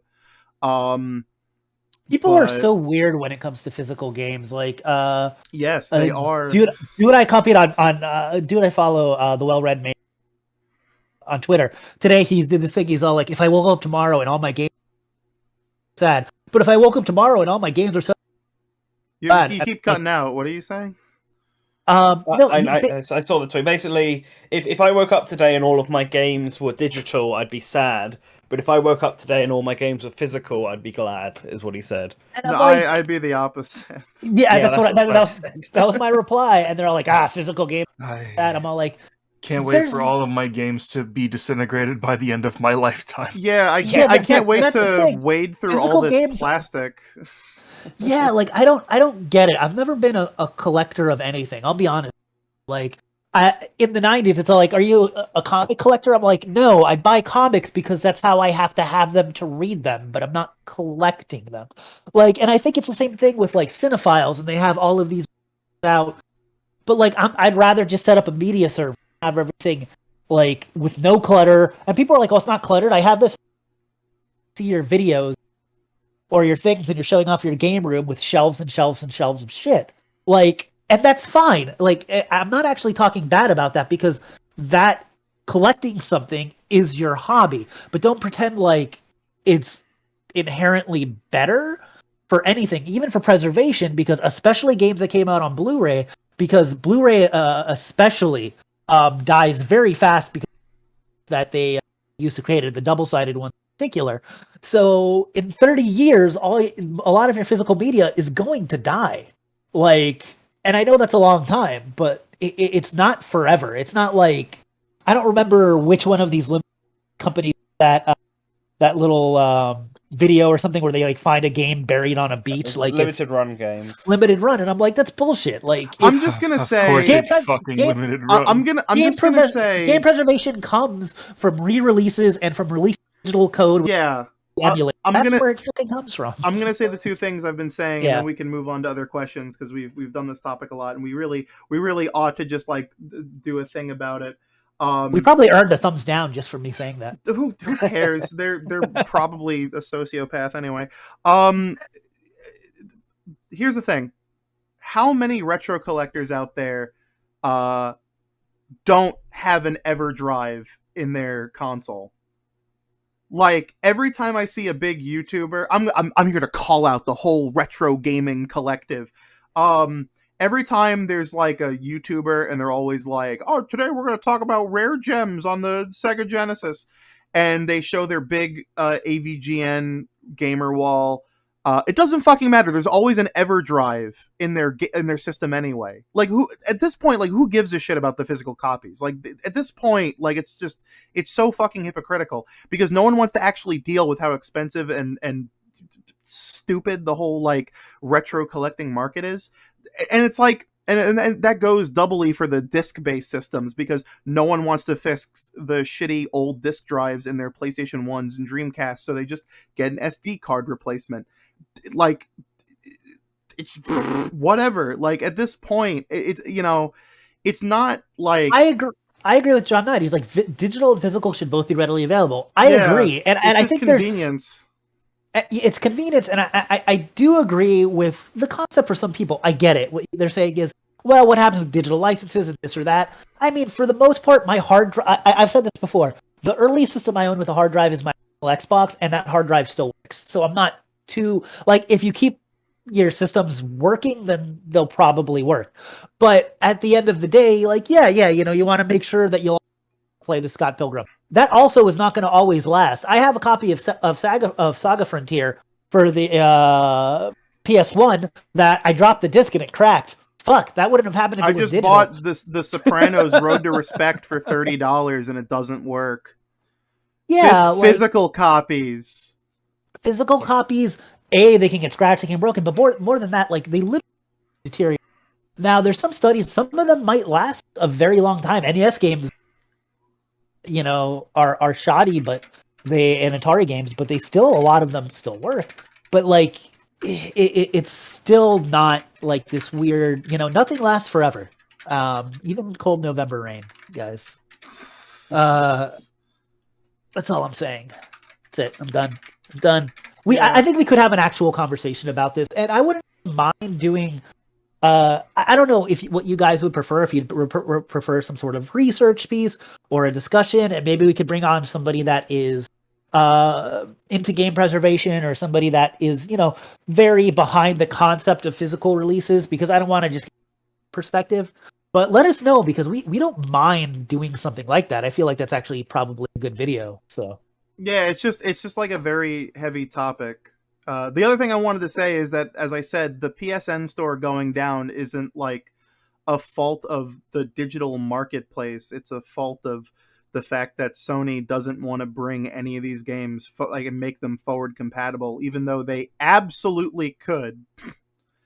yeah, Mark Cerny and his team could bang out a PlayStation 3 and Vita emulator for the PS5 in a week. I guarantee they would be able to do it.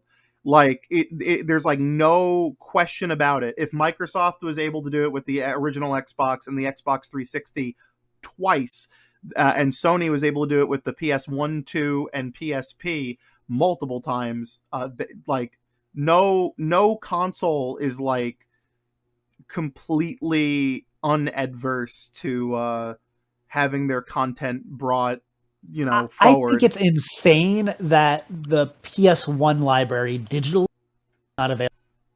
Yeah. It's a PS1.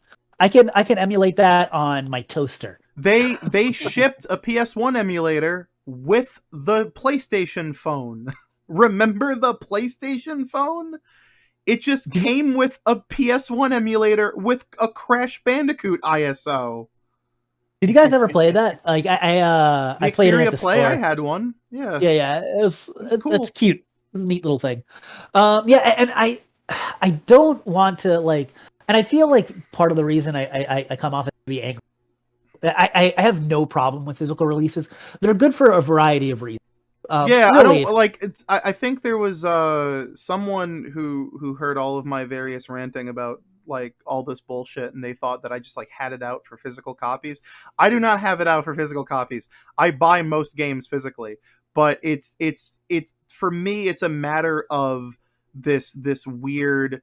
It's just a weird mentality. Yeah, and how, the like, weird mentality about like all I feel like physical is perfect, and this is just how all games should be, and like like people complain about Switch tax, but then they're willing to pay double to triple the price of an indie game for a physical cartridge, and it's like at that point, like you really are just buying into the market than you are the actual game. Like it's all very like fake. It's two things, and then I'll stop because I've been ranting. But it's two things with physical media for me. Number one, it's that the market itself doesn't make any sense because you when I was hanging out with you up in New York, we were talking about this. Yeah, the market doesn't make sense because like if you have if you're collecting records like or music or anything, and there was a very shitty release, that's not going to be worth anything, even if there's only 5 copies. Because it's a shitty release. But there's this weird completionist mentality because consoles have a run of only this many games are made from that all of a sudden, no matter what the game is, like the shittier games are often worth more because there's and it's weird. That's number one. Like just the way the market works, the way the collector's market works for gaming is not like any other collector's market. Like if you have a retro game shop and a record store near you, go to both, and you'll see like two very different like handlings of a very similar like market. Yeah, and the thing is, it used to be like this when because I bought a bunch of NES games in like the early aughts, like 2002, 2003, and everything was like pennies because that's what they were worth, unless they were either a rare game. If it was a rare game from or something, yeah, like $60, $70. But it's gone like upside down, and I think that's part of it. And the other is there's a mentality from people that only collect physical games that like you're an idiot for buying digital, and I think that's where I get upset because screw you guys, you're not better than me. It's all a convenience until the system is very easily crackable, and then it doesn't really matter at that point. Like, yeah, that's really how it should be. It's like, whatever. What there should be. The problem is that gaming, unlike, there's no standard format that to and it's not like music where you can just kind of convert it easily. And even if you do, people are all like, it's a port or it's a remaster. It doesn't play the same. You need to play this on a CRT TV this way, that way. There's a reason why people laugh at the vinyl fanatics, even though vinyl's coming back, or people are just like, no, like it's a whole different market. It's like a niche market. It doesn't I think it says a lot when the people who shill overpriced video cables command most of the retro gaming market, but those same types of people, those like Steve Hoffman forum types in the music community, are just like, who fucking cares? Yeah, I think that says a lot. John Knight says digital storefronts close and they aren't backwards compatible. Thing is, by the time that happens, those games have been cracked and you can get them other ways. Yeah, by that point, it's like a non-issue. Yeah, like if you wanted to play Scott Pilgrim these last couple of years.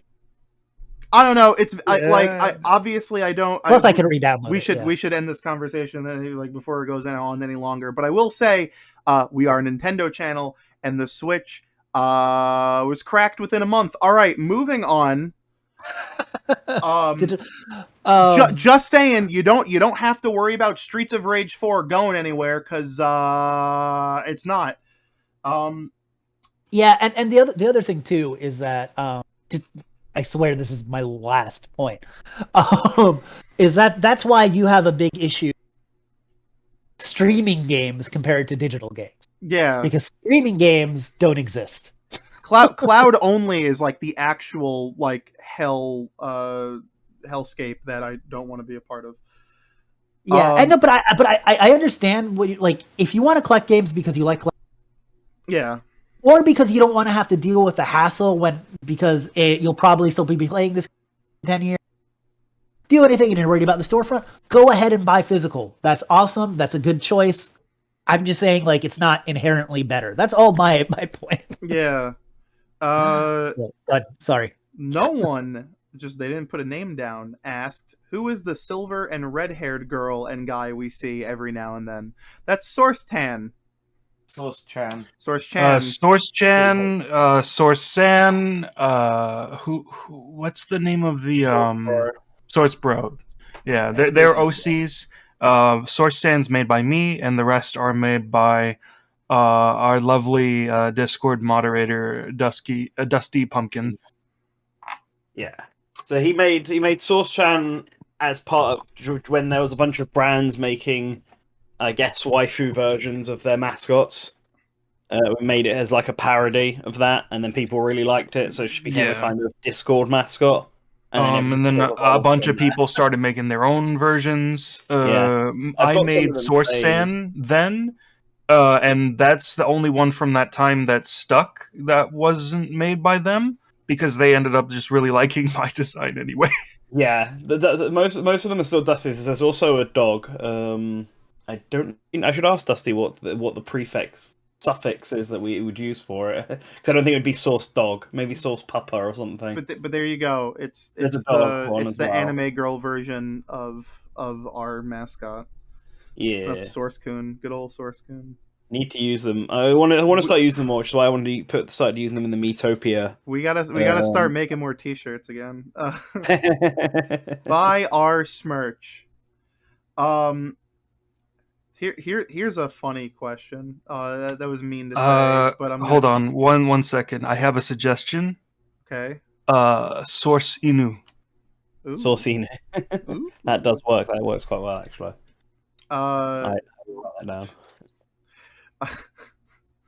Go on, sorry. All right. Piccolo asks, how high are the odds of an Undertale character joining the last fighter pack? Zil to none. Who said that? We need to have a talk. I put it at a solid 1% because I'm putting it at a solid 50. Yeah, I'm gonna go 50 as well. Really? Now that Heihachi and Tekken still happened. So I'm like, you know what? Actually, here's the thing. Maybe. Here's the thing. They decided on fighter packs for Pass 2 like a while ago, and then they announced later that the fighter Pass 2 would be 6 characters. Right? That was later, or did they announce that it would just be fighter Pass 2? They announced that at the same time as announced fighter Pass 2. No, really? Yeah.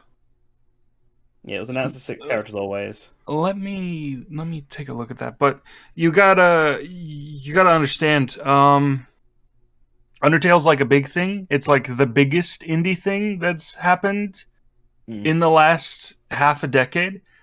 And if it wasn't for the fact that it was announced that it was 6 at the start, which I do not remember, but I will definitely believe you on that. Exciting thing. But yeah, Terry was revealed alongside the Sans Me costume, which the Sans reveal is the biggest reveal for anything from the DLC. The fucking Sans Me costume. Yeah, it was very well received, that, and I think like a lot of people obviously would go to Sans as being the character choice because for an Undertale rep because he's like popular. Whoa, but really, there we go. Frisk. Okay, I've seen 2 people say that they announced Pass 2 with Terry, and then they announced it being 6 characters with Byleth. No, I'm pretty sure it wasn't. I just saw two people say it. I'm going to double check this now because I'm pretty sure that wasn't the case. But anyway, continue, I guess. But yeah, Sans super big. I wouldn't be surprised if that got Nintendo to chase an Undertale fighter like proper.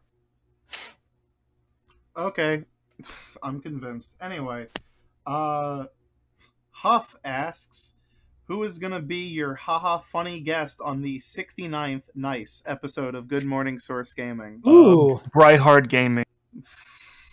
We should really think of that one. Oh yeah, we can have Bryhard on because now that Sonic Forces fanboy won't complain about it. But I don't know. We'll think We should have an entire. None of us should be on. Yeah, I was gonna say it should be another. guests. It should be another inverse episode where it's all the staff members who are never on. It'll be Wolf. It should be like alternate universe Good Morning Source Gaming where it's like Push is still here, but it's like all of the other staff members that are never on, like Liquid and Wolfman and Mango. We should do one for one of our anniversaries that are just ex staff members that we still talk to. Just get them on, and be like, "What's up? Yeah. Remember Source Gaming? I remember." Okay, I looked up the Fighter Pass 2 stuff. So they announced that more content would be coming with Terry, but then Fighter Pass 2 was actually announced with Byleth. There we go. My logic is sound. There we go. It wasn't like they announced 5 characters and then announced a surprise 6th one with Byleth, though. It was just that they were like, "Oh yeah, there's going to be more DLC beyond the first Fighter Pass." I didn't know if they announced the amount of characters that'd be coming when they announced there would be more characters or not. And now we have a definite answer, so my logic is sound. Blitz asks, "What's the best breakfast fast food?" We've done this before. Yeah, I know, Right. but whatever. I'm actually I'm having like a cup of creamy tomato soup for breakfast. I was in a soup mood. I think that breakfast baconator at Wendy's is like it's the most unhealthy thing to have ever been made, but god damn does it hit the spot. Yeah, my answer is the same as before. If you're going just traditional American fast food, same like Just Wendy's any is bacon, egg, and surprisingly cheese. good. Yeah. Yeah, but Wendy's is surprisingly good, and also once again, I feel like the Taco Bell breakfast, the Crunch Wrap is underrated. Actually, I had a friend who told me that recently. Maybe I should break my Taco Bell boycott and try that out. Dunkachino. The Dunkachino is pretty good. And then, So what about- Nan is like some weird like, oh fucking blood pudding in it, you know. No, go to Jacket Greg's. potato. Go to Greg's. You get a nice sausage and bacon baguette sandwich with a free coffee. Get a Oh, latte. Weetabix. I That was sounds good. £3.25. It's I was talking to another person who lives in the United Kingdom because I refuse to acknowledge that Scotland is a real country. Oh my god. And they were telling me Greg's is genuinely horrible. So that's an interesting answer. Bad taste. Bad taste. No, I am like I have just got a Greg's addiction because there's one down the road. It's probably not that great compared to most every but it's down the road. Damn it! The reason why Nan was late today is because he had a full English breakfast. He had he had all the sausages, he had the eggs, he had the whole ass tomatoes, whatever the fuck they. Yeah, you just have one whole tomato. Cut it in half. There you go. Although I will be on the record to say that black pudding is disgusting and I hate it. It is bad, and I would not recommend it to anyone. I love how like the British cuisine is like it's like you have just like, oh yeah, it's fried fish, or just like, oh yeah, it's you know, it's like very simple, right? Like it's very like like, you know, you got to make it roasted while you're or fried. Yeah, but then it's just like, oh yeah, it's a soup made of blood. Yeah, you can't To wait. be fair, like blood turn the sausage. bones down into gravy and then turn the blood into whatever the fuck blood is. Yeah. Black pudding, man, I really don't like I black hear a pudding. It distinct tastes lack gross. of beans in that breakfast. Yeah, where's the beans? It's just an expected part of it, all right? You get everything nice and laid out, and then you just pour the beans on top. Based on your, someone asked. Slather This is actually a pretty good question. Based on your statement on Activision, are you going to take down the all content video on Crash? I don't see a reason to. Like we can totally. We should probably just like demonetize it, but I don't see a reason to take it down. Yeah, demonetize the Crash and it's- Overwatch ones. It's just speculative content. It's not. Yeah, If it suddenly gets like a super influx of views, that kind of counts as advertising, and we should probably just like unlist them if that happens. But I don't know. It's not like people are going to watch them. We're not Yeah, going I to see it hide more from as, what like, we did. It Smash was made in good Brothers, faith yeah. at a time where this wasn't really known. I'm not really talking about hiding what we've done. I'm No, just I talking about understand. not doing Profiting free from it. advertising for I get it. Activision. I see it as more that we're covering Smash, not necessarily covering those games specifically. Yeah, is it's how just I speculative view it. content. It is If we had something like that a review for like Crash 4 or something, then Yeah. maybe. It's then I think that's something. different. It is something we need to think about. So we can't give you a definitive answer on that now. But we will be thinking about it. Yeah, it's funny. I was starting to plan out a work content, but that is definitely not. Okay, Yeah. now we can put all our eggs into one basket with the Dead I or mean, Alive. we can all definitely content. keep Yeah, Dead or Alive Extreme. the movie discussion about Warcraft up because that movie sucks. I stand by Warcraft. The Warcraft, being half of an interesting movie at least, and then the other half was like because I thought the orc stuff. Well, whatever. You want to know? Go and look at his video for Yeah. the Warcraft movie, or listen to it. I guess like 2 hours long. Resh asks, which do you prefer and why? Mario Galaxy 1 or Mario Galaxy 2? Mario Galaxy 1 because I never got around to playing Mario Galaxy 2. Okay, so it's a tough question because it comes down to what you value more in games. Like, so Mario Galaxy 2 has much better level design and is a much tighter experience with better pacing all around. But Mario Galaxy 1 is, the spark, the originator of so many of the ideas of Mario Galaxy 2. So if you value like originality, freshness, newness, probably 1. If you value polish more than anything else, then 2. I Yeah, I can't like give a 2. definitive answer because I'm not sure myself. So I'm going to answer the question with Super Mario 64. Oh, I won't know the answer to this because Nintendo, you didn't put Galaxy 2 on the Switch. I'll never know. I'll never know the answer. Mine No, is it's- Galaxy it's- 1. I yeah. just prefer that game. I like 2 a bit more. I like when they take Mario and they make it really refined. I think that's cool as shit. I think I like the setup and the and like the story driven aspect of Galaxy 1. And I think it coming first does help to make it a bit more memorable than Galaxy 2. Yeah. Which is otherwise just like, a string of very well designed levels and puzzles. But with a big over sense of familiarity because you've already played through an entire game before that one. The imposter from Among Us, like the real character from the mobile game. The real From the Oh Nintendo shit! Switch No, online no. trial. I know where that phrasing comes from. Oh no, is it another in joke? No, it's not. Among Us. It's favorite final bosses in video games. Oh, okay. Ooh. The I imposter like when you from Among Us. I like when you take on Slash in Guitar Hero 3, though that isn't the final boss, the devil. They do the literal the devil went down to Georgia in Guitar Hero 3, and that's fucking cool. So Nintendrix and I have a podcast series that we're eventually going to get all of those episodes one day, where we play different games, and we played Demon's Crest. Fuck that final boss. That final boss is the worst. That is the that might be the worst final boss. Crest. I love that game too, man. But like, not the final boss sucks, but like the secret final like after you beat the final boss. That is a ridiculous fight.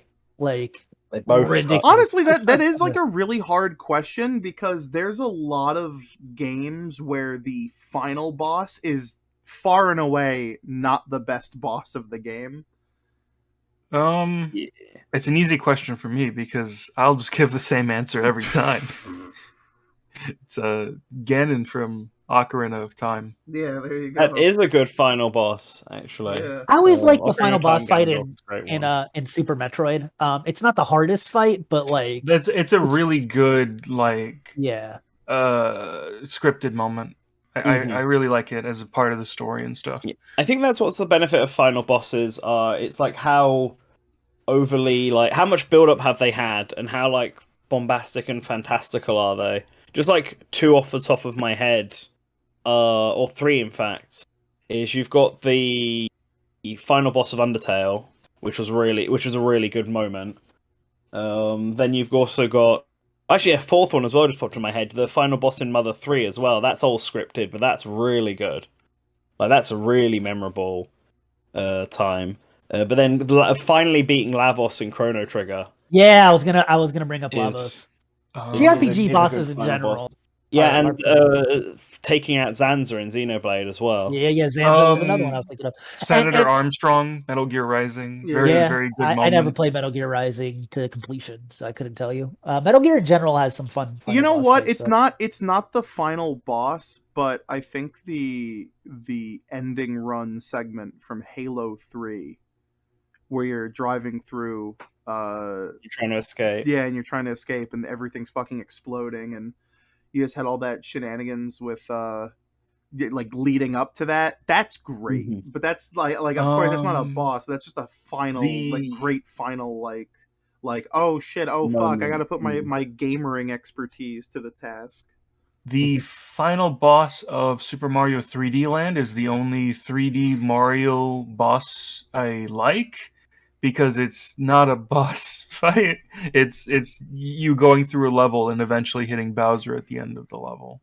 I mean, I liked the Meowser boss fight in 3D World. I don't like that fight purely because the camera decides it wants to get all cinematic and just get in the way of you being able to play the game because of I just have problems with depth perception and stuff, and so the camera always moving, not giving me a good like ability to tell exactly where I am and where I'm going to land is just always a problem I had with that game in general. Rico Fly asks, 2D versus 3D Sonic. Settle this debate. The easiest debate ever. It's 2D Sonic. yeah, I'm sorry. Like Mm. even if you like So 3D so- Sonic, like the 2D Sonic has been so consistent with the advanced games and with the classic trilogy and with Mania. Like really the only 2D Sonic game that is bad is Sonic 4. You can't say that about the 3D Sonic. So- I mean that is true. And there's a Sonic 1 is lot- kind of like whatever, but There's a lot even the Game of- Gear ones, I would suggest to play. I think I said this maybe even last week. The Game Gear Master System Sonic 1. Pretend that's actually Sonic 1, and then play Sonic 2 and 3 on the Genesis, because I feel like that one's better than Sonic 1 on the Genesis. So I have an interesting thing to talk about on this subject because I have a friend who just went through the Sonic series for the first time, and it was pure suffering because I got to experience like firsthand how not great a lot of Sonic games actually are. Because I'm very used to Sonic, so I'm very used to bullshit. And so like, them going through all of the 2D Sonic games and only enjoying Sonic 3, that was a moment of retrospection for me. I mean, Yeah, but people they're can have probably whatever like bad wrong opinions and they bad want. because I don't know them. Yeah. Sonic 2 is based. Sonic 2 is real good. Sonic 2 is good until the final zone. Everyone's always like, the big critique of like old 2D Sonic is always like, these games are forcing me to go right, but I have to jump sometimes. This is bullshit. It's always like never true. No, that's not their perspective at all. They're just not People very act like well those games are designed. endless runners, and they're not. Matt. So they were saying it was fine until the final zone. One zone killed the entire game. Yes. That's ridiculous. The final zone's not even that bad. It's not structured that great. It's quite bad. It's easy enough to go through. I did it when I was like. Oh, 12, I have so too, but that doesn't mean it's good. I disagree. I think it has. I think it does momentum-based platforming better than pretty much anything else. The first game, I feel like the design kind of sucks. Like going back to Sonic 1 is rough. But yeah. Anyways, anyone want to defend the 3D Sonic games? Because I feel like there's only one 3D Sonic game that is good without like concessions, and that's Generations. So let's end the discussion there. I have yet to say a single thing in this debate. Despite the fact that I was going to pick 3D Sonic anyway. Oh my god! Because 2D Sonic is like consistent in at least being decent. Like Sonic Mania is really good, and Sonic Mania is probably the best 3D Sonic game. So I need to ask you. Whereas Sonic 4 is probably the worst one. Nanten, what was your first Sonic game? Sonic 2. On the or Sonic 1, maybe. I can't remember which Continue speaking.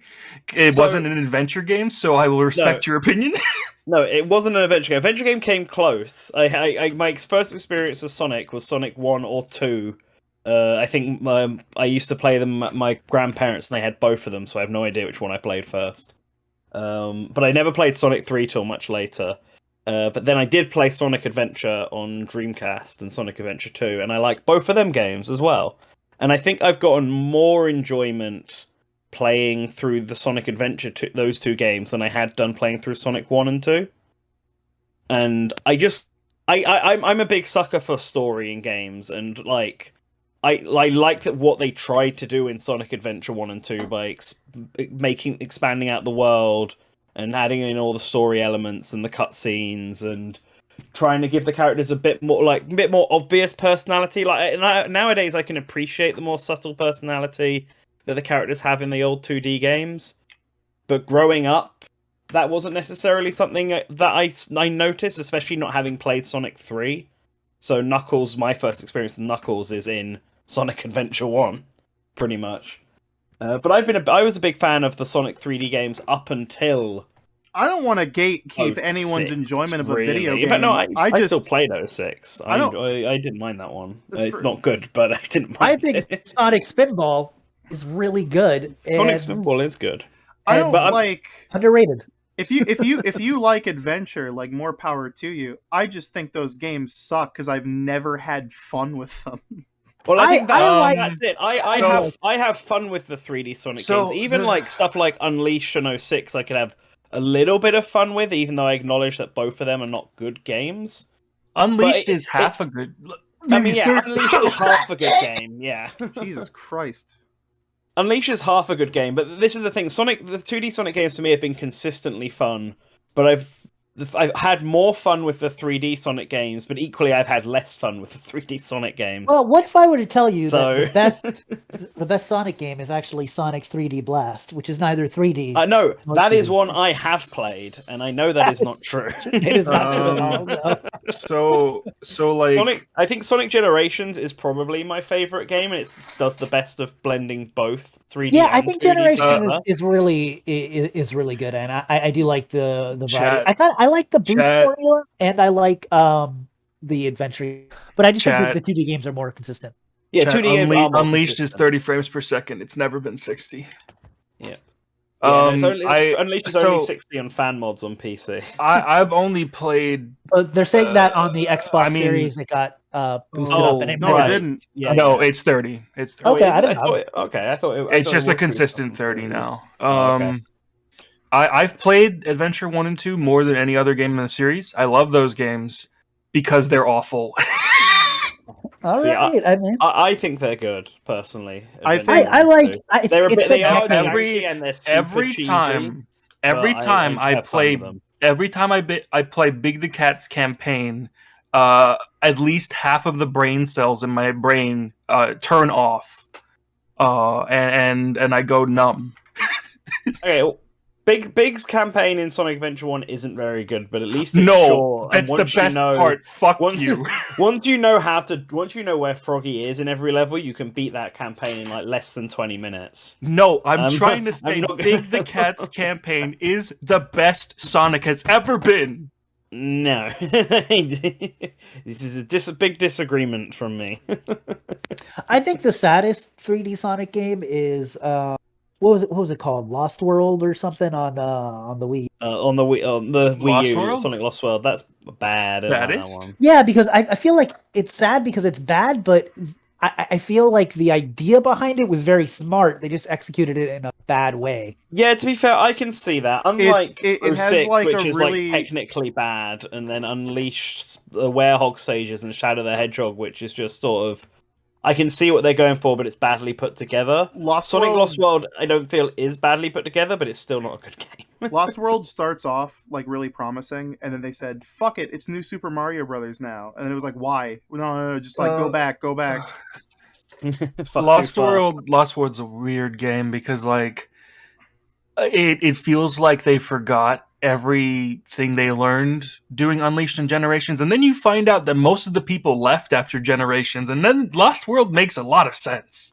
Yeah. But there's also just like certain big 3D Sonic games that are just like the storybook Wii games or fucking Heroes that I've just like I have never had an ounce of enjoyment from. I feel like they are like not good in either like execution or potential or design. They're just like complete unfun experiences.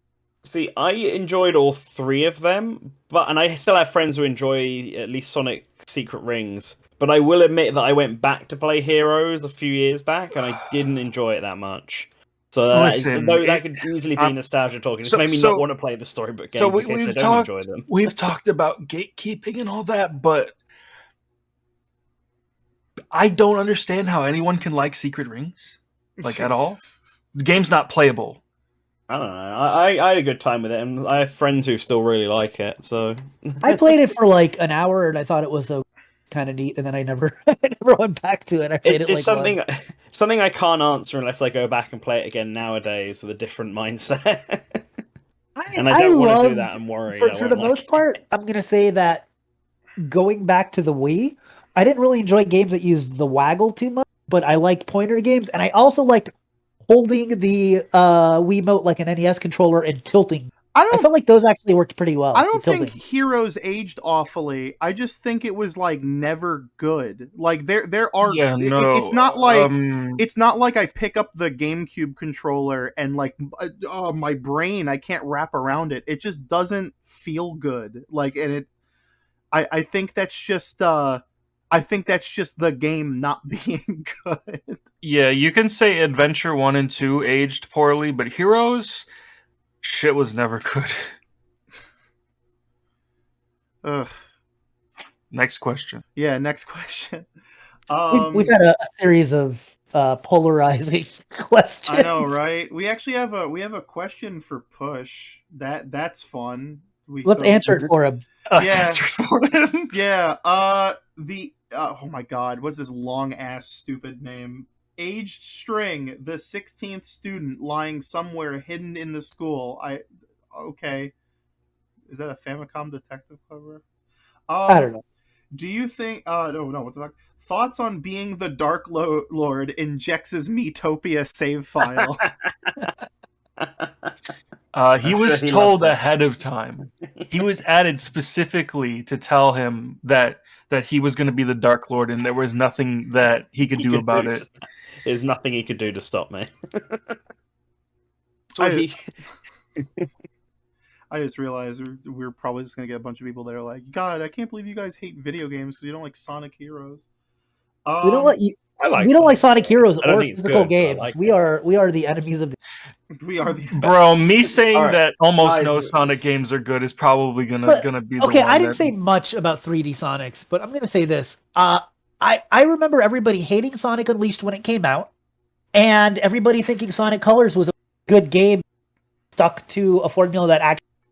And now everybody hates Colors and likes Unleashed. Like, when did that happen? I guess the kids that played those games. I don't know. Okay, guys, Sonic Colors was never good.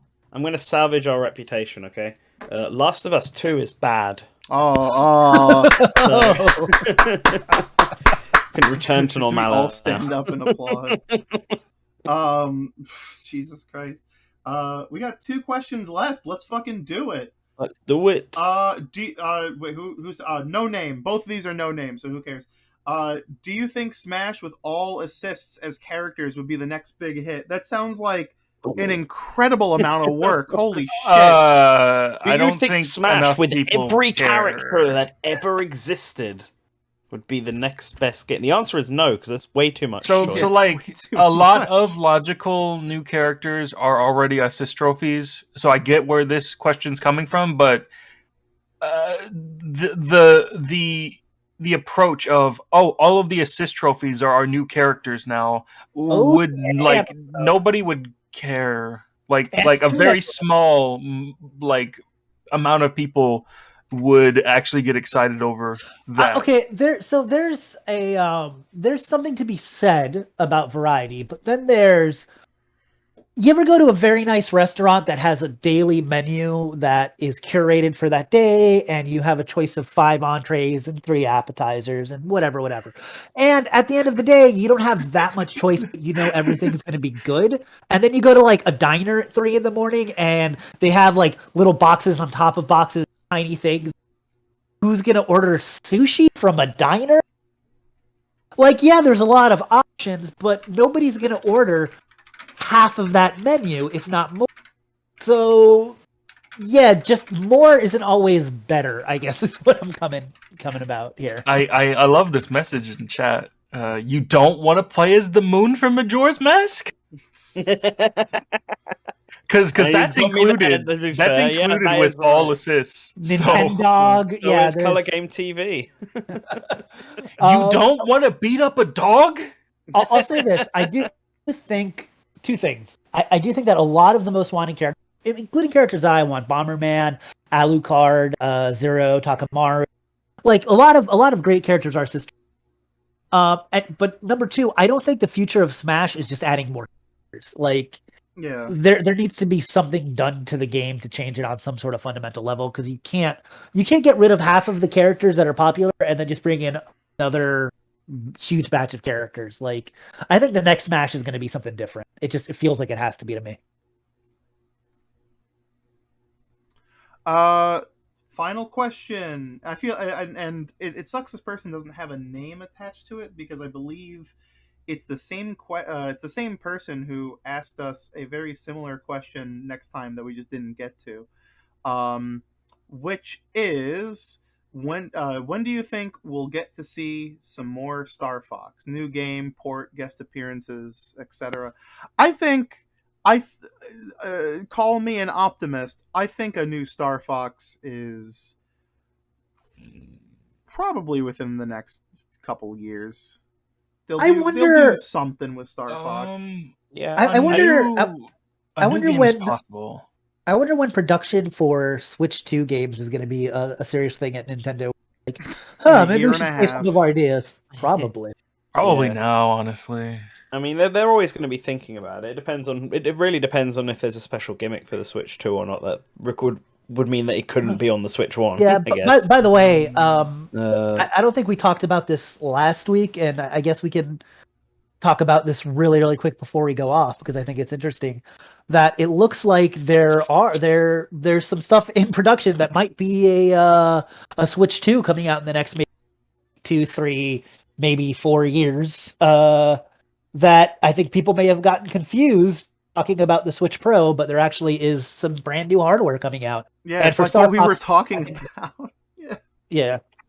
Did we talk the about Switch that last Pro week? is not real. We did a whole episode on it, didn't we? Yeah, 2 weeks ago. Anyway, Well, we say, oh, so yeah, Star Fox. I think sooner rather than later. I think people have a tendency to jump on X game is dead. Nintendo no longer cares about it simply because they're not producing like one a year. Yeah. Like the amount of people who go on and on, who went on and on about, oh, Metroid is dead, Metroid is dead. Even when we got like, I know Federation Force came out, which I know wasn't the game people wanted, but was solid proof that the series was not dead. And now we're getting what, like a Metroid game. We got Samus Returns and a Metroid game this year, and Prime 4 is eventually going to happen. Like that series is not dead. But if you had gone 5 years ago, everyone and their mums would have been being like, "Oh no, series is gone. Samus is." If Nintendo doesn't care about Metroid. Yeah, I mean, blah, like blah, blah, blah, blah. we were talking about that in the Discord like a few weeks ago, where it's like, oh man, like it's so cool. Nintendo's giving Metroid so much love, and it's like it's one of their big franchises. Like it's like it never like went away. They just like didn't make a game for the Wii U. Like that's basically it. Yeah, that is. But this is the same thing from like Super Metroid to Metroid Fusion. They went an entire console generation without a Metroid game. So the thing is, like, I get Metroid because Metroid has historically not been very successful, and also I get that with Star Fox as well because that has also historically not been very successful. Like, I would argue historically it's not been very successful. Yet they were plenty consistent making games in that series until recently. I think a better way to put it, one bad game, and now everyone assumes. I think a better way to put it is that like Metroid's never been like it's never been a Zelda, but like there's only a couple games that you would say are like outright bombs in terms of like critical and or financial rapport. The problem is that Metroid and Star Fox have had those games, and they were the reasons that people thought those series are dead. Yeah, but hindsight is not 2020. Like you can't just be like, oh yeah, Federation Force came out and I just thought Metroid was dead, when like no, Samus Returns was already in development. Other M. But people can't be like, oh yeah, because even then, Other M, Metroid is dead. But Federation Force was in development during at that time. Like Federation Force was in development for like since 2008 or something, because it was originally on the DSi. Is that Star true? Fox is one of that's true.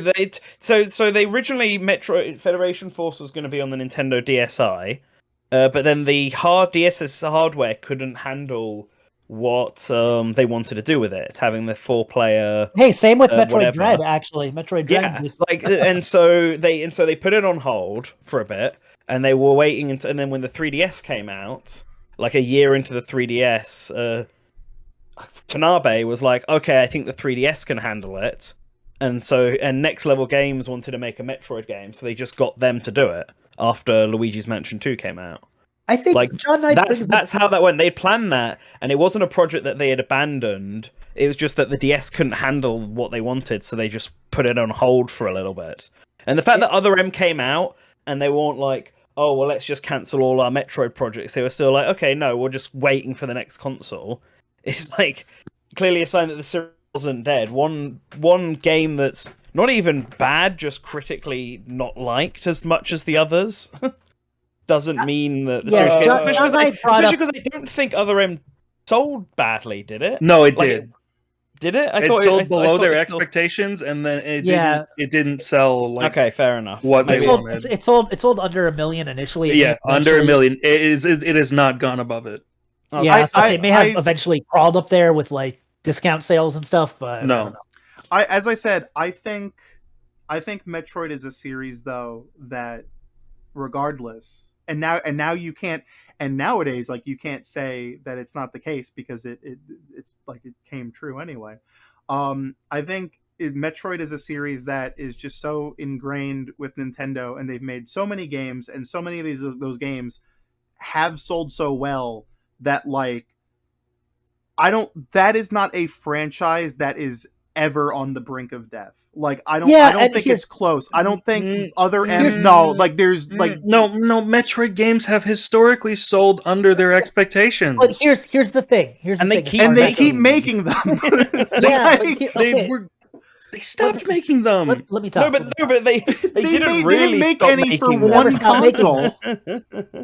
Listen, like Kirby games sell like 1 or 2 million. Fire Emblem games are 2.5 million, and they make those constantly, and they just churn them out. Yeah, but Metroid and Star Fox sell less than that.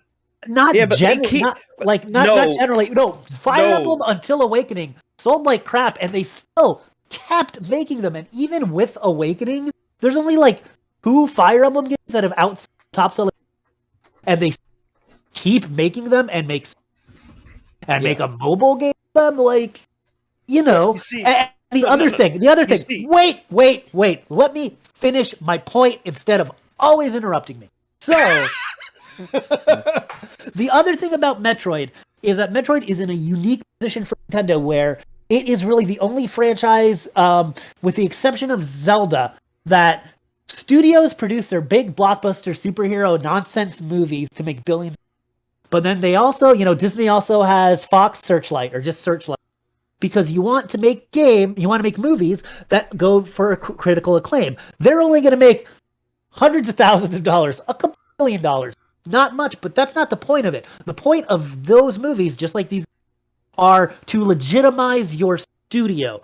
Metroid is in a position where, especially with Western media, Western outlets, is seen as a premier prestige franchise, which, nothing else is. Pokemon and Mario sells more than God, but they are looked at as kiddie franchises. So when it comes to Game of the Year, they're not going to be in Game of the Year contention. Metroid, if it's a good game, will be. And that has inherent value to it as a brand. Like, that's part of the reason I think Metroid keeps getting made, because it has the potential to do that. And the potential to engage Western audiences in a way that almost the rest of their IPs don't. Star Fox, kind of fucked because it's not in there, but that's a Miyamoto IP, so that's always going to get. Star Fox is a Miyamoto game. So I just want to add to this because people in the chat are now talking about it before, because this is going to be my point. I think the only thing that about sales and it hitting million matters and all that is whether or not Nintendo themselves make it themselves, essentially, because like they make Mario, Animal Crossing, Zelda all themselves. They do Splatoon, they do ARMS. But they haven't done a Metroid in-house since Zero Mission. Because, like, you're right, their sales is a part of it, but that doesn't mean that they don't want to make these games. It's like with Federation Force, like I said, they were working on it for DS. Then it wasn't just a matter of, let's move it to 3DS. They then had to find a studio who wanted to make it. Yeah. And it just so happened that Next Level Games wanted to make it. The big thing is, after Other M, I can't speak for Team Ninja, obviously. I don't even know why the project was moved to Team Ninja when it seems like Intelligent Systems might have been the one who started it with recent information. But here's the thing, I don't think Other M was bad because of Team Ninja. I think Other M was bad I don't. But like, I feel like there's an element of needing the team behind a team to exist in order to make it, and Nintendo needs to find a team who they think will actually do a good job of it. And I feel like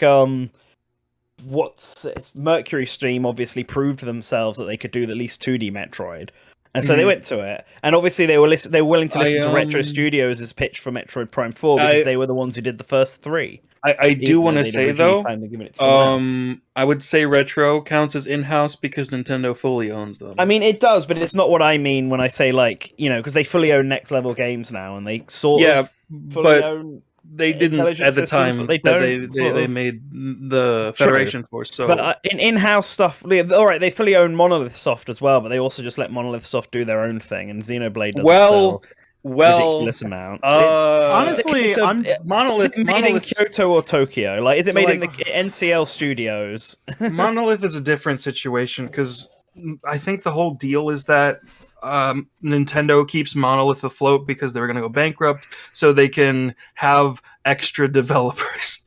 I mean, that honestly, obviously helps out. Yeah, I wouldn't be surprised if the biggest reason we just didn't get Metroid on the Wii U was simply because Retro was making Tropical Freeze, and then they made that Robot Man game that never happened. Like, Yeah. they probably just wanted to work on something else.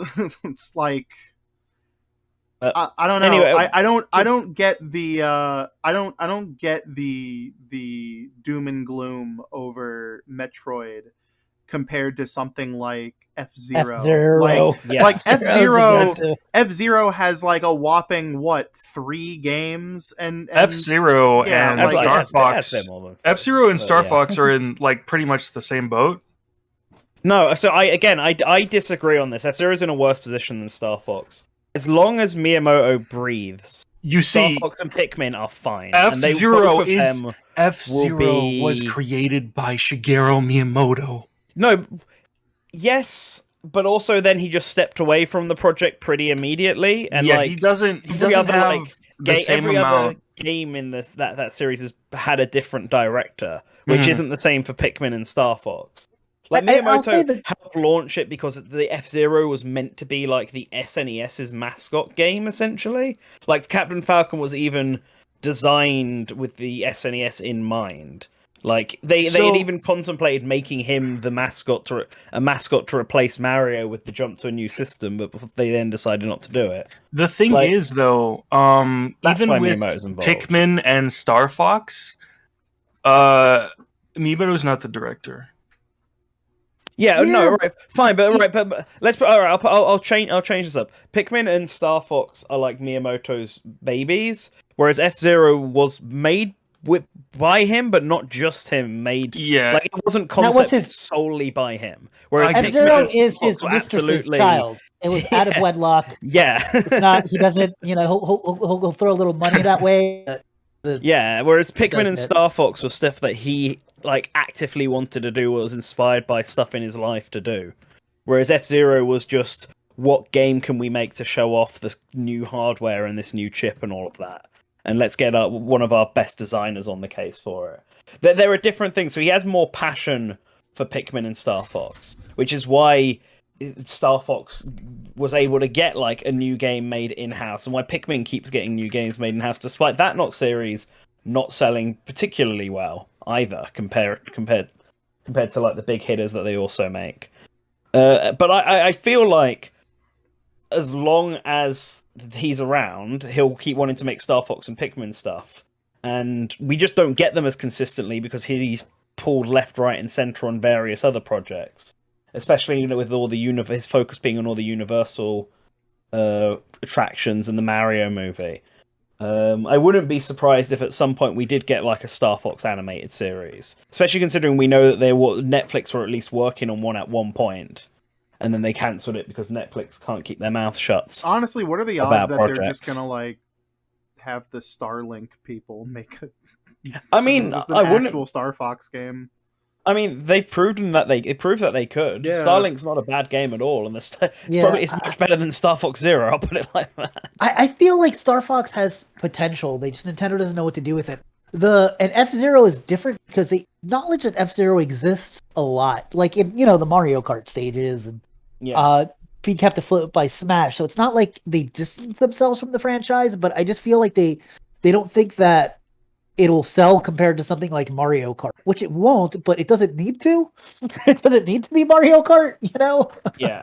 I honestly feel like a series is only really dead if it's something like Earthbound, where the creator's gone outright and said, yeah, I'm not making any more of this. Or if it's something like Star Tropics, or... I don't know, man. We just got a new Getso Fumaden. Like, anything is possible. Yeah, I know, but Star Tropics was made with a very specific idea in mind. Let's make an IP, or the NES, that's specifically for Westerners, specifically for Americans. Yeah, the only way that Specifically can to happen. try and drive that market, like sales of this genre in that market. The only To the way point that that can the happen second is one didn't get released in Japan. if one of Nintendo's Western studios, which I guess is just Retro and Next Level, I guess, right? Yeah, I guess NST as well, but they've been... What Yeah. What have they been If working they on have an recently? idea and pitch it for Star Tropics, then it could- NST is no longer allowed to make big games. I mean, they've been doing well with a So- lot of stuff so- recently. I mean, they did Captain Toad on the 3DS. I know that. So they've been making ports Another and port. remasters and stuff, but they're not allowed to make big games after Project Hammer. That might have changed. I know that was the case at one point, but that may have changed now because they definitely went through that downward spiral where they Yeah. were stuck in Mario versus Donkey Kong. Yeah, but they it's clearly possible. pulled out Yeah, of that. Although It's they also possible made the that they Nintendo can- 64 emulator for Virtual Console, the one that you were complaining about earlier. No, they did the Wii one. Oh, was that? Is it not? Did they not do both of them, the Wii and the Wii No. U one? I don't Okay, think no. so. Maybe I'll check. All right, but anyway, NST have definitely done something. That's another American studio, anyway. Anyway, I think there's going to be a new Star Fox thing within the next 2 years. Same. I'm like, Yeah. if you would have asked me a couple years ago, I'd have been like, no. But I think within the next couple of years, I think it's viable. I'm just surprised. Like the thing that for me, like, why haven't they done a new one? Is Punch Out, because that last Punch Out sold over 1 million units, which I don't know what their expectations were, but it's not bad. And Okay. I just realized NST did Bowser's Fury. That was what they Yeah, did. they recently. they did. They did not do the Nintendo 64 Wii U emulator. I don't know Not who the did. Wii U one, just the Wii one. Yeah, But anyway, that's why I was thinking that they sort of jumped back up because other than supporting the indie games that Nintendo has been helping, like Good Job and the Stretchers, they got out of Mario vs Donkey Kong Hell, ported some Mario games to 3DS, and then made Bowser's Fury. So they're stuck doing Mario, but still, that's a step up. It's a step up, yeah. yeah. From what they were working on before. Star Fox is in this weird place where Miyamoto keeps making new games happen in the series, even though, like, I don't think there's been a single super successful game since Star Fox Adventures. So that's fun. It's like again, it's just going back to what Spazzy said. It's having that kind of brand recognition and that sort of doesn't have to be as successful. It just has to be recognized as being bigger, like Metroid is. Star Fox absolutely falls into that category. Yeah, Star Fox is in a weird place because, like, it's a kiddie franchise. It is seen as one, especially nowadays. Maybe not in the day in like Star Fox 64 days. Maybe not. Definitely now though. Is it? I wouldn't have really thought of Star Fox Zero as a kiddie game, or Star Fox 2, which I mean, I don't know if I'd count that one or not, because it's technically the latest Star Fox game to be released. That's something already. Like Command is even then Command I don't feel is that kiddie, considering this more like a adult soap drama. I think the like, box art. I think the box in regards, art it definitely is, but the actual content of the game isn't. I think in regards to stuff like Punch Out, I think and like even F-Zero, I think a lot of it is more to do with just like the audiences Nintendo tries to make their games for. I think like not having a handheld, because I mean, like, yeah, the Switch is a handheld, but they're not making like 3DS level games on the Switch. They're making console level games on the Switch. That has probably, like, you know, whoever's doing the focus group testing at Nintendo, like, it's probably eschewed a lot of that stuff. Like, I think the reason why they probably greenlit Punch Out on the Wii to begin with is because they were like, oh, people remember Punch Out, but also, like, Wii boxing is popular. Let's, like, put two and two together, try to, you know, cram in on that casual market that also vaguely remembers old Nintendo stuff. Like, that makes sense, but that also kind of, like, as much as I love Punch Out, like, I guess I can understand them potentially not seeing either of those two markets on the Switch. It's weird, but it is weird. Little Mac was in Punch Out. I mean, was in Smash Brothers, so I feel like why not capitalize on that as well? I know, I get it. I'm just commenting on, like, the weird, like, business, you know, whatevers that they probably see, you know, that they probably look at all this bullshit for. Honestly, I'm pretty sure the reason why they haven't made a new F-Zero is because they're just like, well, we have Mario Kart. Like, why do we need to make another racing game? I mean, that is definitely a part of it. That is absolutely a part The of it. racing So- game market is like basically dead outside of whenever EA throws out a Need for Speed no one buys. Like it's a Yeah, very and your hyper realistic Gran Turismo. I do Nintendo feel thing. like I wouldn't be Nintendo doesn't have the surprised- same amount of passion for F-Zero as they do for like their other franchises. I Yeah. would not be surprised if F-Zero did better in arcades than it did on the GameCube. Like I wouldn't be surprised if AX was a bigger just like arcade seller than it was like GX did on the Is the new cruising game out yet? I wanted to buy that. No, it comes out in It's coming September. soon. Ooh, exciting! Like mid-September, I think. Oh yeah, and I like Forza. arcade racing a How lot. can we forget Forza? They keep jamming it down our throats. I'm pretty sure I can play that on Game Pass. If Yeah. I really want to. But yeah, that's I at the same time though, I think in regards to stuff like Star Fox, I think if any like because that really is the thing. Like F-Zero not getting a new game, not being a higher priority makes sense. There's only like 3 of them. Like they weren't exactly big consistent releases back when they were coming out either. There was just like there was one on the Super Nintendo, there was 1.5 technically on the N64, and then there's the GameCube one, and then it's just like, well, like whatever. It's not like Metroid where it's like, you know, you have the NES original, then you have like the Game Boy one, and then you have Super Metroid, which, you know, people, it's like probably Super Metroid's probably one of the most like popular of you know, whenever they bring SNES games to new platforms, it seems like it's the one that everyone downloads and plays because it's a great game. They made, you know, 3 Prime games like nearly back to back with like DS spin-offs like in between. Like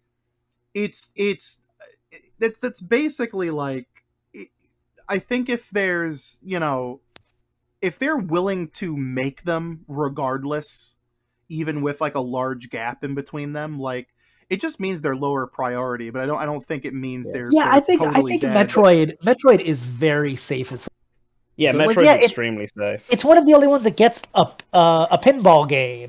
A weird like yeah, like they get The spin-offs. pinball game is the good one of the DS spin-offs. Yeah, It was also made by Retro Studios, which is really funny. I didn't know it was made by Retro. Yeah. It is fun, actually. It's better than Mario Pinball, I can say that much. That But game is not It good. is better and than marginal- Metroid Prime Hunters.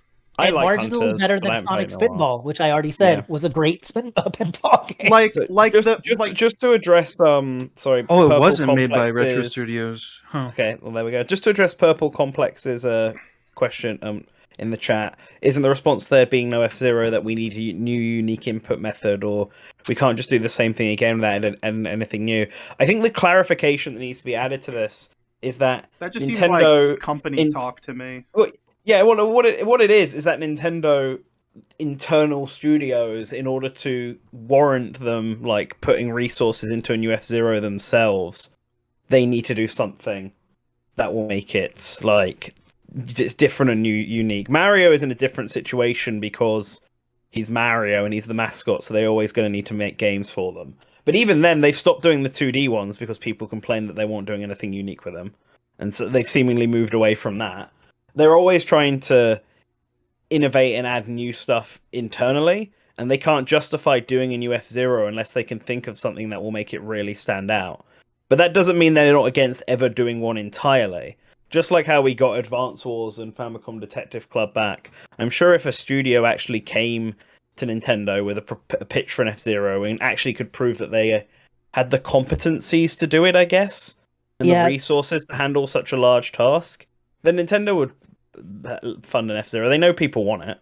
I think They just don't want to do it themselves. the The franchises that are the biggest danger from Nintendo are from not getting revived are things that were largely done by other studios, even though Nintendo owns them, like Golden Sun. Like Golden Yeah. Sun, yeah. like Nintendo F-Zero. won't- No, F-Zero has done no. Look, Golden Sun's a good example because it's only going to get made as long as Camelot themselves want to make it one. And the trend for them seems to be that they want to make Mario sports titles because those sell better. Right, like Xenoblade only gets made because Monolith Soft wants to make Xenoblade yeah. games. And Yeah. it's the same with Kirby and Fire Emblem. Those only Yeah. really get made. Nintendo only step in when they start thinking it's a really big sinkhole, like with Fire Emblem, where they release like 4 games in a row that all did terribly, sales-wise Yeah. anyway. Luckily Like, for Fire that's when Emblem fans Nintendo now, steps that in. turned around. But like, The if last it's F-Zero not- game that Nintendo developed was the N64 one. Yeah, I know. And then Right, every but other that's one what has been Nintendo. out. I guess what Yeah. we're saying is that is an IP. Internally, Nintendo said this is our game. They look at something like Golden Sun. They're like, we our game. Like, you know, we're not going to license it out. It's a game that we published because somebody else made it for us. Yeah, and exactly, it goes back to this whole having a team thing, because like Nintendo would rather make new experiences and new IP using their own internal teams that they've trained up and all that, than use the team behind Zelda to make a new Golden Sun, because there's just no reason for that. They may as well have one make Zelda. They're not going to have the team who did the original Miitopia go off and make a Soma Bringer sequel, because what would be Okay, like, but a Soma what Bringer would be sequel the point? using Mii's would be pretty badass.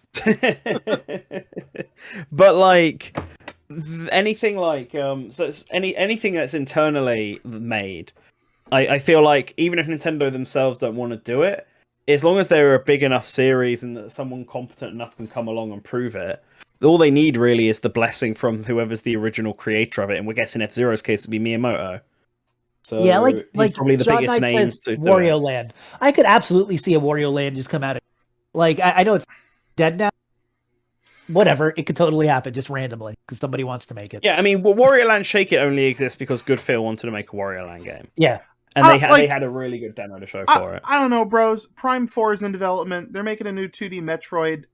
This is the same year that this fucking year we got a Famicom Detective Club remakes. We got an Advance Wars remakes. We got a new WarioWare. I think anything's possible at this point. Like I think like outside of like corporate just business, like I think like we are kind of at the stage where just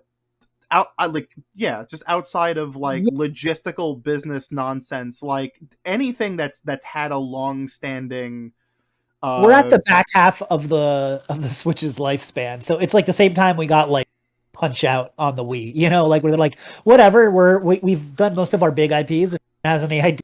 Go for it. any franchise that Nintendo has just like made a game for like any number of consoles within the last like decade, like one or more, is probably gonna get another. Yeah, unless it's like Mario and Luigi. Yeah, I mean, well, yeah. There's a that. But again, that's corporate shenanigans. Yeah, that falls into that. But no, Colin, I think you said it I think you just said all that the best. I think that is exactly. Yeah. It's, if Mario and Luigi Earthbound might not have a shot, but literally anything else is possible as long as there's someone out there. It's like Golden Sun fell on its face and died, so that's not coming back. Like Mario and Luigi, the company fucking imploded, and there hasn't been an F-Zero game since the GameCube. But like other than that, Game Boy Advance. Yeah. I know you keep saying GameCube, but you've forgotten that there were 3 Game Boy Advance games for F-Zero and an anime that all came out. I don't remember any of the Game Boy Advance games ever. They're very average. Yeah. But there was an anime.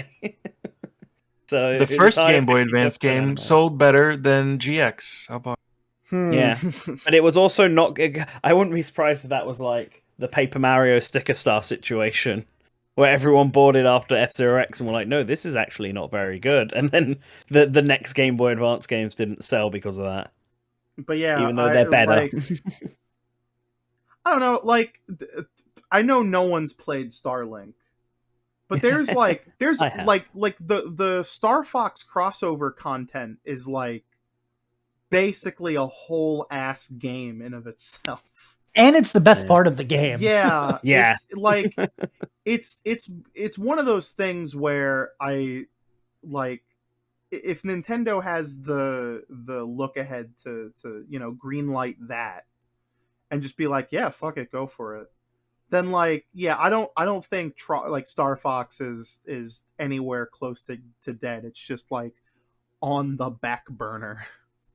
Yeah. Yeah, it'll be interesting to see what comes out in the next couple years. I think that we're gonna get like 1 or 2 more prime years. So maybe this year, next year will be big years.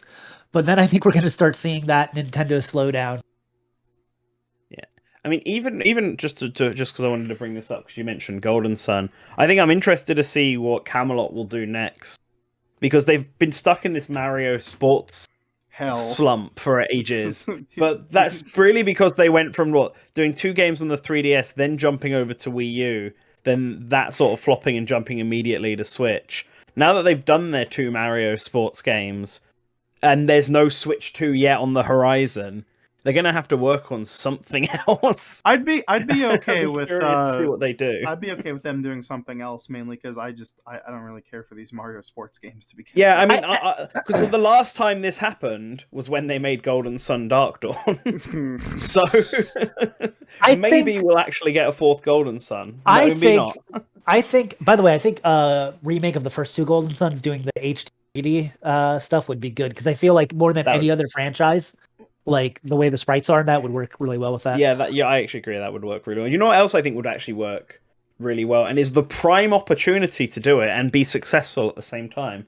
Have Camelot make a Mario RPG, because if Paper Mario doesn't want to be it and Mario and Luigi is dead, no, Paper Mario is the RPG franchise now. Well, I'm pretty sure it's still sort of an adventure series. I'm pretty sure they've still sort of said over and over again that it's an adventure game, not an RPG. So I think if they wanted a traditional RPG, they could take the overworld element that they used in Mario Golf Switch and then just add an RPG element on top of it, and I think it would work quite well. Yeah, the writing might not be there, but we've gone super off topic, like from the original question. It was about Star Fox. But like on the last note about Mario RPGs, I'm pretty sure that they let Alpha Dream like go under just so they could take their employees and just have them in-house. I mean, we'll see if that is the case. We'll have to see if we get a Mario RPG from them in-house. I assume the reason they let them go under, because unlike next level games, the Alpha Dream weren't producing games that were actually selling particularly well. Well, the thing is, it was only one. It was only one. I think. No, I don't think. I'm pretty sure Paper Jam or the first remake sold as well as they were hoping they would. I'm pretty sure all 3 of them underperformed. I'm pretty sure the first remake sold fine. I still think they underperformed. I think it's only that we only think about the 3rd one because that one sold like dramatically horribly. Paper Jam sold fine. Paper Jam sold fine. I'm not sure about the first Mario and Luigi remake, but generally remakes have lower expectations when they aren't like, FF7 remake levels of changes and stuff. Be curious to see what their what sales expectations. Yeah, Paper Jam sold over 1 million copies. I mean, just because it hits 1 million doesn't necessarily mean it hits what they want it to hit. But maybe for handhelds. For handhelds, I would say that's probably a safe bet. I mean, we got Miitopia remaster, and that sold about almost the exact same amount of copies. So. I mean, I hope they absorbed Alpha Dream into themselves, because then hopefully that means they're making another Mario RPG internally. I'm fairly certain that they just wanted to get rid of upper management, to be honest. Fair enough. Well, let's wrap this up. Mm-hmm. Wrap it up. We got through all the questions. Thank you very much, everyone who submitted them, and you're all lovely, great people. Links down below to our respective outlets of Twitter, our Discord, and our Patreon. If you want to support us on Patreon, really helps us a lot. It all goes into the website, keeping it nice and clean and pretty, and puts the grease in the axles. And have a lovely rest of the day, and always remember to return to the source. Bye-bye, everybody. Goodbye.